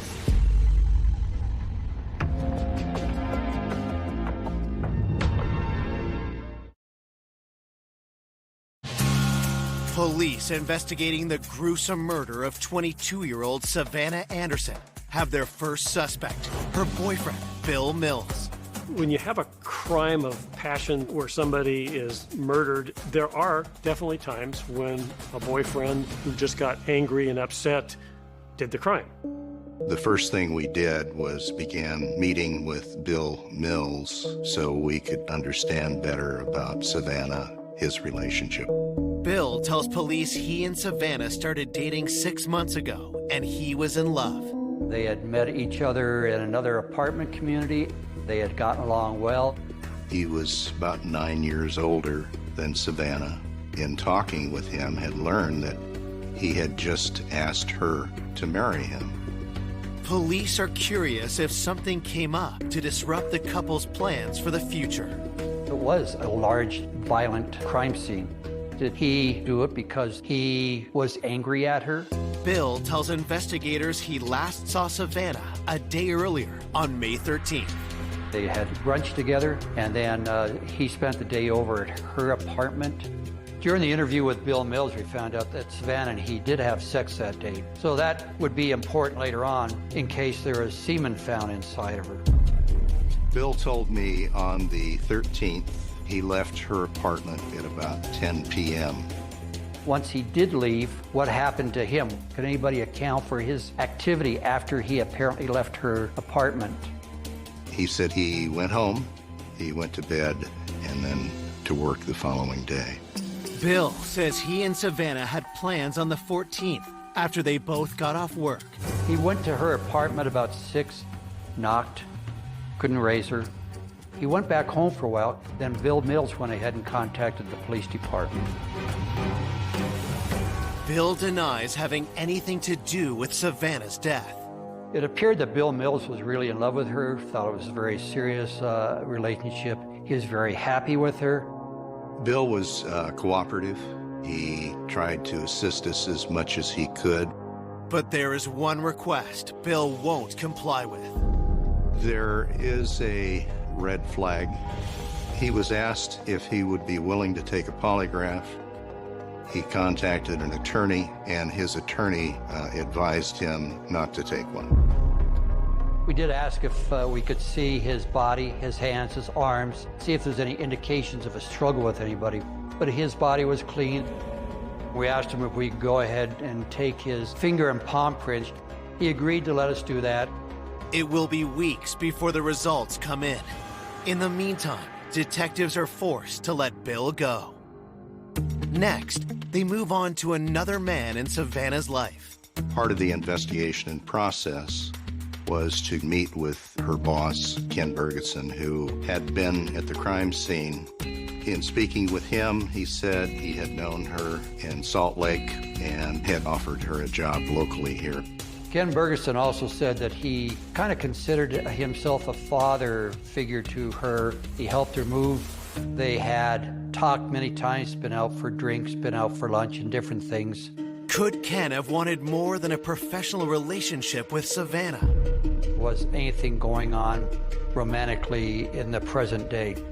I asked Ken where he was the night of May 13th, and he indicated that he was with his wife that whole evening. We did contact the wife to verify that, and there's no reason to believe that he was anywhere but at his home that night. After the interview, we asked Ken to submit his prints so they could be compared against the crime scene. We just let him go home that night after the interview. The police questioned each one of us in the office. I worked for Ken Bergeson at the time. He was just such a nice guy and so concerned about her. She was living by herself, and she was just so beautiful. I just thought, somebody saw her. Somebody was either stalking her or something happened. But I was just so angry that somebody could possibly do something like this. It had to have been somebody I thought who was very sick. There was nothing really that drew anyone's attention to any issues that Savannah had at work, and nothing came of it. Police canvassed the apartment complex the next day, searching for witnesses. We didn't find anyone that said that they'd heard any struggle or screams to corroborate when that attack may have occurred. There were 2 security guards that were assigned to the complex. It was a multi-unit, under construction. So after I got the names of the security personnel who worked that night, which was about a week after we originally responded out there, I talked to the security guard first who worked the midnight to 6:30 shift. His name is Chuck Doyle. According to Doyle, security was hired to ensure the residents were safe and to overlook any construction sites and that sort of thing for theft. Chuck tells investigators on a usual shift he would drive through the complex and also patrol by foot. I asked him how he found out about the murder of the woman, and he said he found out through the company. I asked him if he knew the lady who lived there, showed him 2 pictures, and he picked out the picture of Savannah Anderson. When asked about his dealings with Savannah, Chuck's answer gives investigators cause for concern.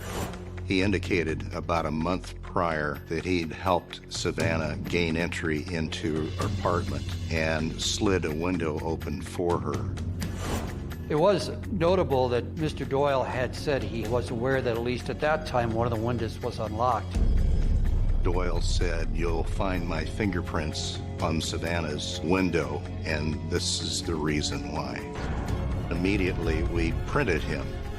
It really made me zero in on him as a potential suspect.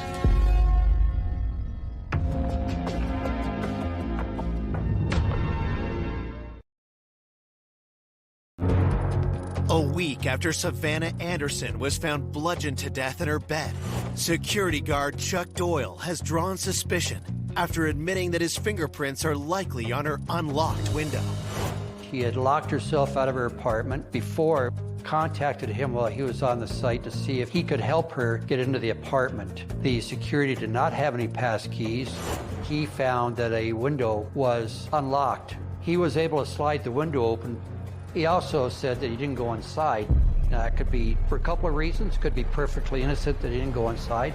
Could also be to say, well, I didn't go inside if he may have somehow be involved in the death. Had Chuck slipped in through the same unlocked window to kill Savannah? Police press him for his movements that night. Chuck Doyle said that he reported for duty on the 14th at midnight, or was supposed to, indicated that he was about 10 minutes, 15 minutes late. He was supposed to replace a security guard named Bob Sellers. He drove by Savannah's and saw her talking on the phone. He thought maybe that was around 12:15 or so, 12:20, but was not certain. He went and parked next to Bob Sellers' car. About 12:30, he estimated, Sellers approached. He got daily reports from Sellers, and then Sellers went ahead and got in his car and drove off. When detectives ask what happened next, Chuck's answer raises even more suspicion. He said he drove around a while, went back to the carport, and went to sleep, which would seem very odd. He thought he probably nodded off for a while. Doyle says that he was awoken by a car door slam. It was Sellers who had returned and invited him to breakfast. Doyle says it was maybe 1 or 2 in the morning. They went to breakfast at Spire's restaurant, a 24-hour cafe. The cafe is just 10 minutes from the complex. Doyle said that he was dropped off by Sellers at about 2:30 in the morning. Chuck says the rest of his shift was uneventful, and he clocked out at 6:30 a.m. There's just something really unusual about the sequence of events that's being described by Doyle. Investigators are left with more questions than answers. Did Savannah die on Chuck's watch? Or was he the one who killed her? Hoping for clarity and to corroborate Chuck's story, they turn to the other security guard, Robert Sellers. Robert Sellers enlisted into the Marine Corps at age 17. He's 22 now. He was assigned that day to work from about 4 in the afternoon, and he was supposed to get off at about midnight that night. I asked him if he knew who Savannah Anderson was. He said he had talked to both her and her boyfriend that evening. Sellers told me that he thought he saw Savannah around 10 p.m. on the phone. Robert confirms that Chuck was late for work, so he didn't leave the apartment complex until around 12:30 a.m. After leaving Doyle, he then went home, showered. As a U.S. Marine, he was supposed to go to a Marine base at 6 o'clock in the morning. He decided it wasn't worth trying to go to sleep, so he thought, well, I'll just go out to breakfast with Doyle. So that's when he returned. Sellers told me that he came back to the complex about 3:30, which is an hour and a half or 2 hours after what Doyle recalled this happening. So there was this inconsistency between the both of them about what time they must have gone to the restaurant. Sellers said there's a waitress named Gail who waited on him. I took note of that. At the end of the Sellers interview, we asked if he would go ahead and give us finger palm prints, which he agreed to. Investigators hope the autopsy report can help them pinpoint Savannah's time of death. According to the coroner's report, Savannah Anderson died at approximately 2 a.m. on May 14th. The cause of death was strangulation.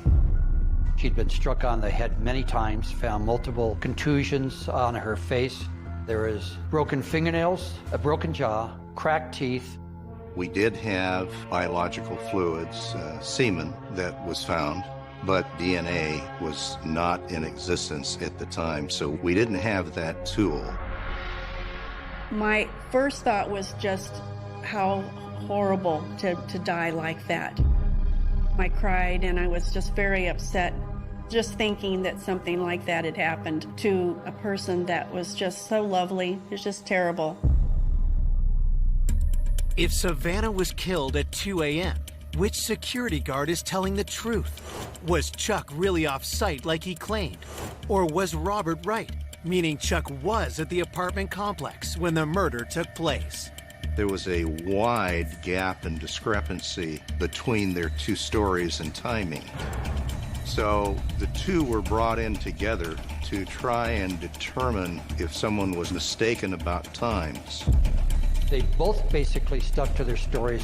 I wasn't sure which either timeline might have been correct, whether it might have been Doyle's or Sellers, because they were just too far apart. So we thought at that time somebody was lying.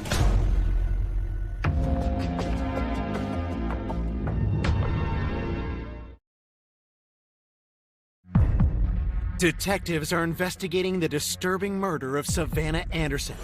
The two security guards from her apartment complex are unable to agree where they were at 2 a.m. when Savannah was killed.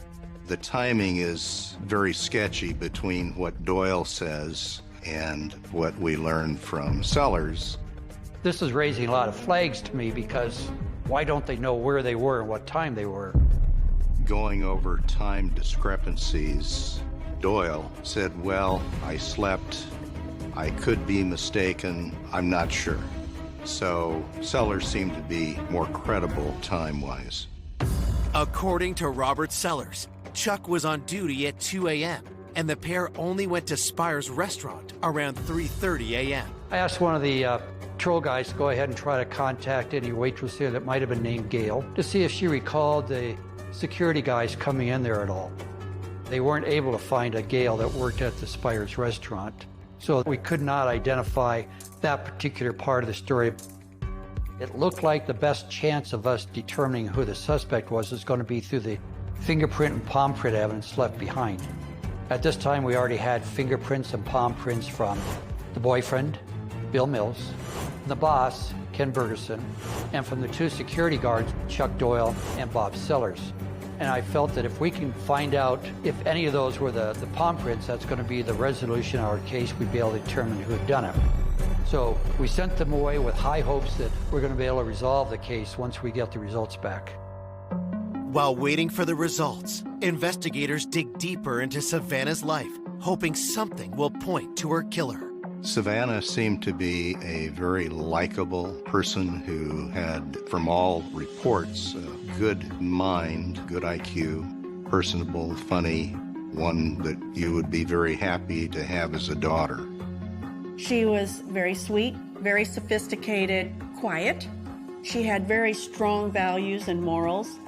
You know, she was just not one of those that was going to be out looking for trouble. Just how she went and how young she went is so tragic. Our world is, it's cruel. We interviewed neighbors. Savannah had been at the apartment complex about 6 weeks. Her contacts, friends were very limited. What I learned through investigation was Savannah had moved deliberately for the safety of having security on the premises. She really wanted a place that felt safe, and the fact that they had security, she loved that aspect of it. She felt really good about where she was going. 2 months after Savannah's death, police received the results of the finger and palm print analysis from the scene. I was really hoping we heard back from the crime lab that it's going to be one of the guys we'd already talked to. in terms of identification and finding and identifying that individual. It was everything. None of the prints that came back were any of the fingerprints submitted from the bloody finger and palm prints. Really disappointing. Couldn't figure out why. It seemed like there should have been somebody in there that was responsible for it, yet the crime lab is telling us that these weren't the responsible parties at all. We thought we had some viable suspect, but we're told, nope, it's not them. Well, now what? Wow. The results mean Savannah's boyfriend, her boss, and the 2 security guards are all cleared. I was very discouraged, but thought, okay, we just haven't come across the perpetrator. He's out there. We'll find him. We'll identify him. I feel comfortable with that based on the palm print. Detectives immediately looked for people in the area that maybe had criminal histories. They looked at people that had been arrested after that for similar type of break-in crimes. And if they had any suspicions whatsoever, they would get their palm print and their fingerprints, and they'd compare them to the crime scene prints and then rule them out if they didn't match. 3 months after the crime, police had collected about 100 different print impressions. The palm prints didn't match. It was extremely frustrating to work through this. With the case threatening to turn cold, detectives refuse to quit and take the case in a chilling new direction. After going through potential suspects that were eliminated through the palm print, we began to examine that Savannah Anderson may be the victim of a serial killer known as the Bedroom Basher. This individual was responsible for 5 murders in the Orange County area at the time. With a population under 2 million people, the number of attacks in a matter of months is troubling, and the similarities striking. He would target young lone females between 17 and 35, ground floor apartments, open windows, open doors. Once inside, he would bludgeon, strangle, and sexually assault the females. So Savannah certainly fit that MO. And so we had to take a real strong look at perhaps she was the victim of this individual who had not been identified. We could be looking for a serial killer.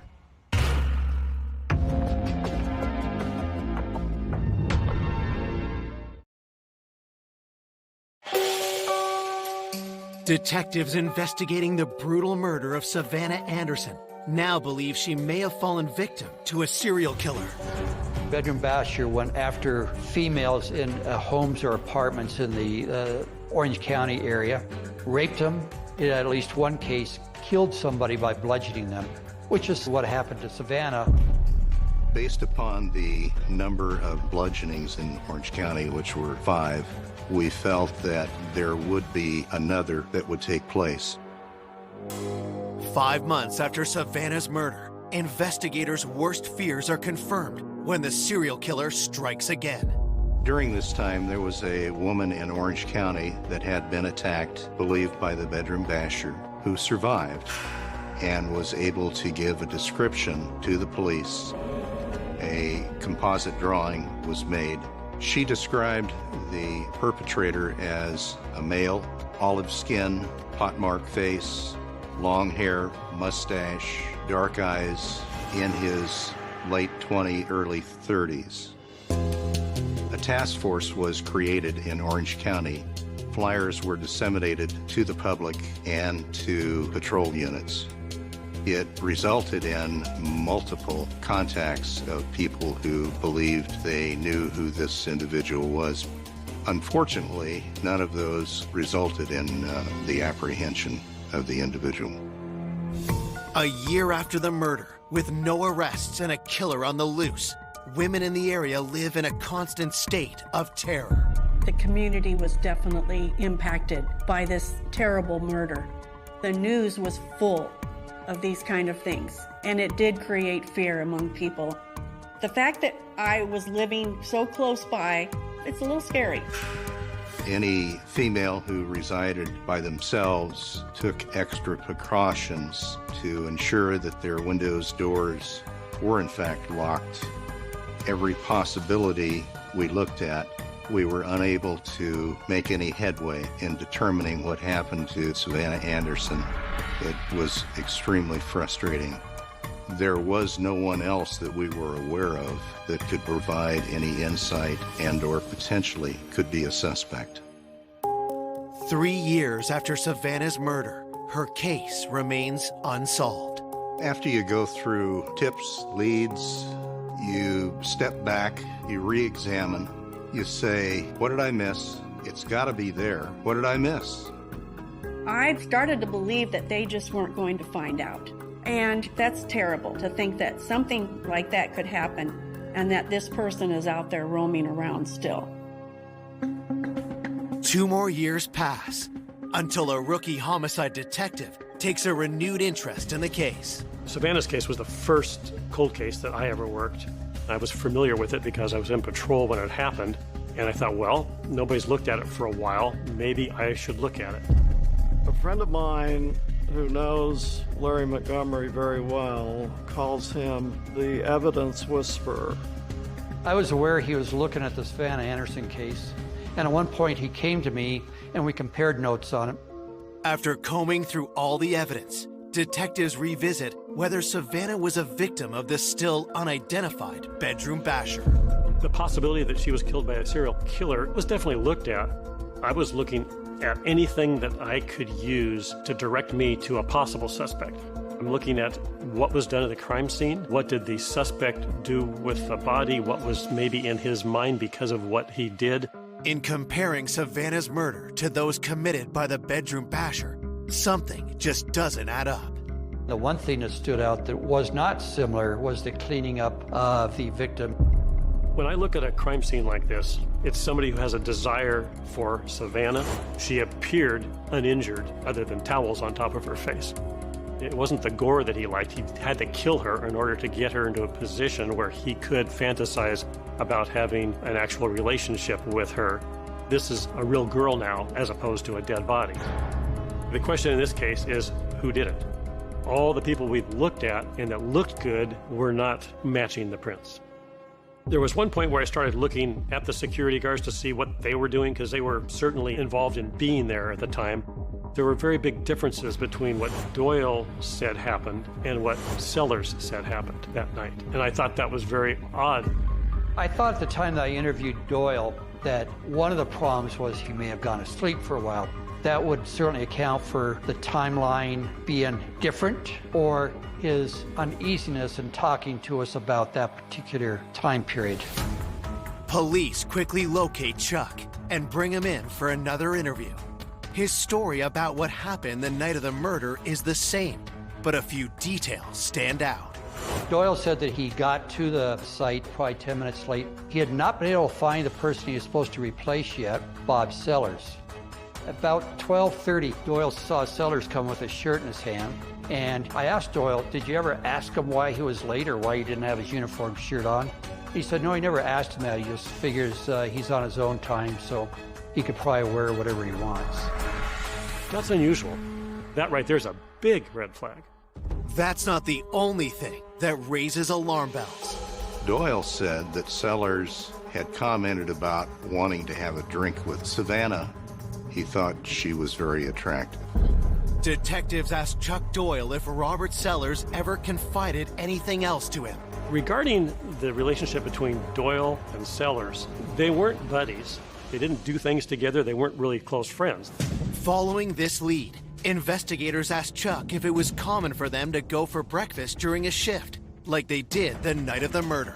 They never did that before. So why is Sellers there on a night when he's supposed to leave soon to go to work at a Marine base, saying, hey, you want to go get something to eat? It didn't seem to fit. But I had the paperwork that shows that he had been exonerated. It wasn't his print. But I saw all kinds of things that Sellers did that was suspicious. Why is he here now at this time? It all fits if he came back and did something with the body at that time. It all made sense time-wise. And that's when I decided we need to find those prints again and see if we matched them properly.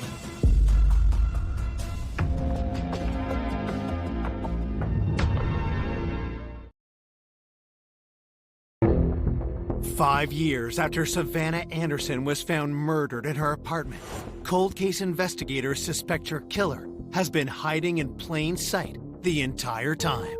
I've got a suspicion that this guy, Robert Sellers, might be the guy because there's too many lies or mistakes. He's already been exonerated, and I didn't believe the exoneration. We need to find somebody who's better than our sheriff's department, who's best in the world that we can get. Robert's prints and the ones found at the crime scene are rushed to FBI headquarters. The FBI discovered that some parts of the palm print were so thick with blood that it became a negative. It was the opposite of what it should be because of the thick blood. The thick blood looked like the ridges when really they were the valleys of the print. The FBI reanalyzed the palm print and compared it to prints obtained from Robert. The next day, the fingerprint lab at the FBI was able to identify in about 24 points of identification a positive identification of security guard Bob Sellers. We have to arrest him now. Sellers, at the time he was arrested, was living in a mobile home up in Brea at the police department. He was presented with evidence that his prints are in fact in the blood there. He didn't come forward right away, but very quickly after he had some lies, he did admit that he did everything that we thought he did. He was obsessed with her. He found her very attractive. He thought perhaps by going into her apartment that he might convince her of some romantic get-together. He gained entry into her apartment through an unlocked window where he could hear her on the telephone talking with her mother. He stayed in the bedroom hid as best possible while she talked in the kitchen living room area. Once she got off the phone at about a little after 12, she came into the bedroom. When she saw him, she was thinking, I have an intruder, a man in here, and I'm frightened.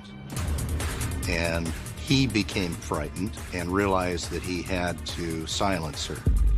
He pulled out his baton and began striking her. He then went to strangulation.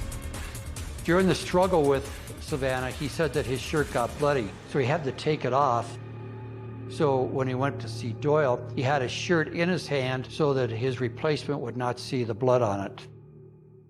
And then he goes home, gets cleaned up, sneaks back in, and then goes into Savannah's apartment. Sellers wanted her sexually. He had to kill her to get that. He did talk about he wanted her to be clean, and so that's why he drug her into the shower and washed the blood off of her and took her back into the bedroom and wrapped her head in towels because she was so badly beaten. So then he just had a body that was clean and he could have his fantasy. At 3 o'clock in the morning, he's trying to sneak out, and that's when Doyle sees him, and that's when, at the spur of the moment, he has to all of a sudden pretend like, oh, I'm here to go to breakfast with you, okay? He almost seemed relieved when he finally was able to confess that he actually did kill Savannah. On March 29th, 1984, Robert Sellers is charged with murder, rape, attempted rape, and burglary. I think after 5 years, he thought he probably did get away with it. In that time, he got married, started a family. The anguish that he caused with Savannah Anderson's death, he didn't deserve having that extra 5 years. On November 4th, 1986, Robert Sellers is found guilty of first-degree murder and a special circumstance of rape. But his lawyers win his appeal. His conviction was overturned on a technicality. The fact that the prosecution could not prove that she was alive during the rape changed the verdict for a life without possibility of parole. Instead of a retrial, prosecutors offer Robert a deal.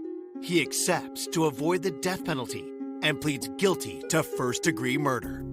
He is sentenced to 25 years to life in prison. Here you have a guard, a man, a Marine, placed there to protect the residents, and it turned out he is the one committing the crime. one would not expect the one who is protecting you to be your killer.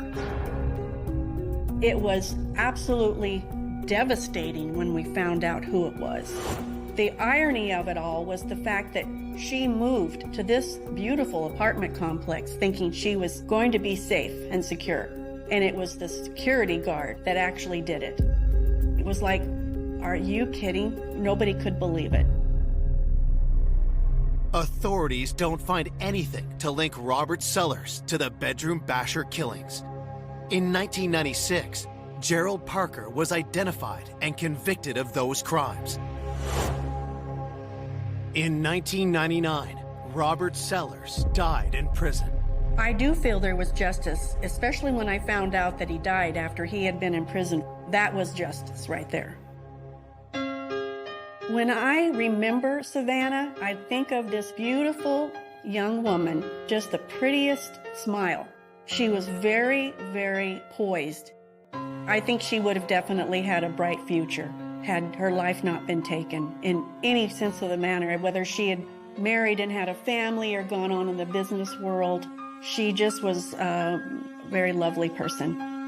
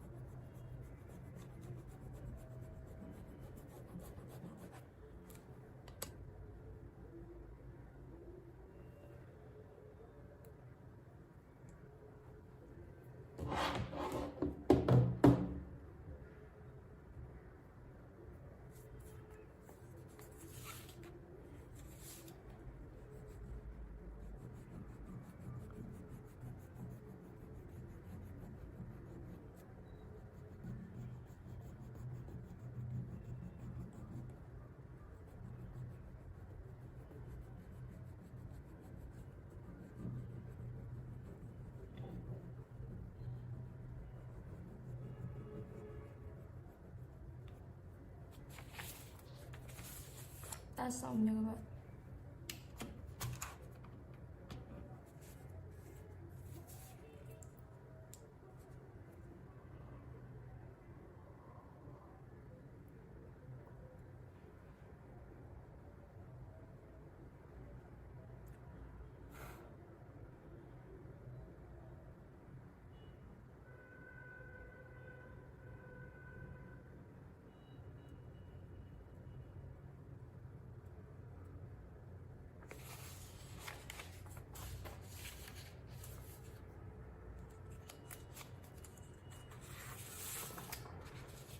Tất cả mình sẽ tô bức tranh nữ hoàng bằng ông bà.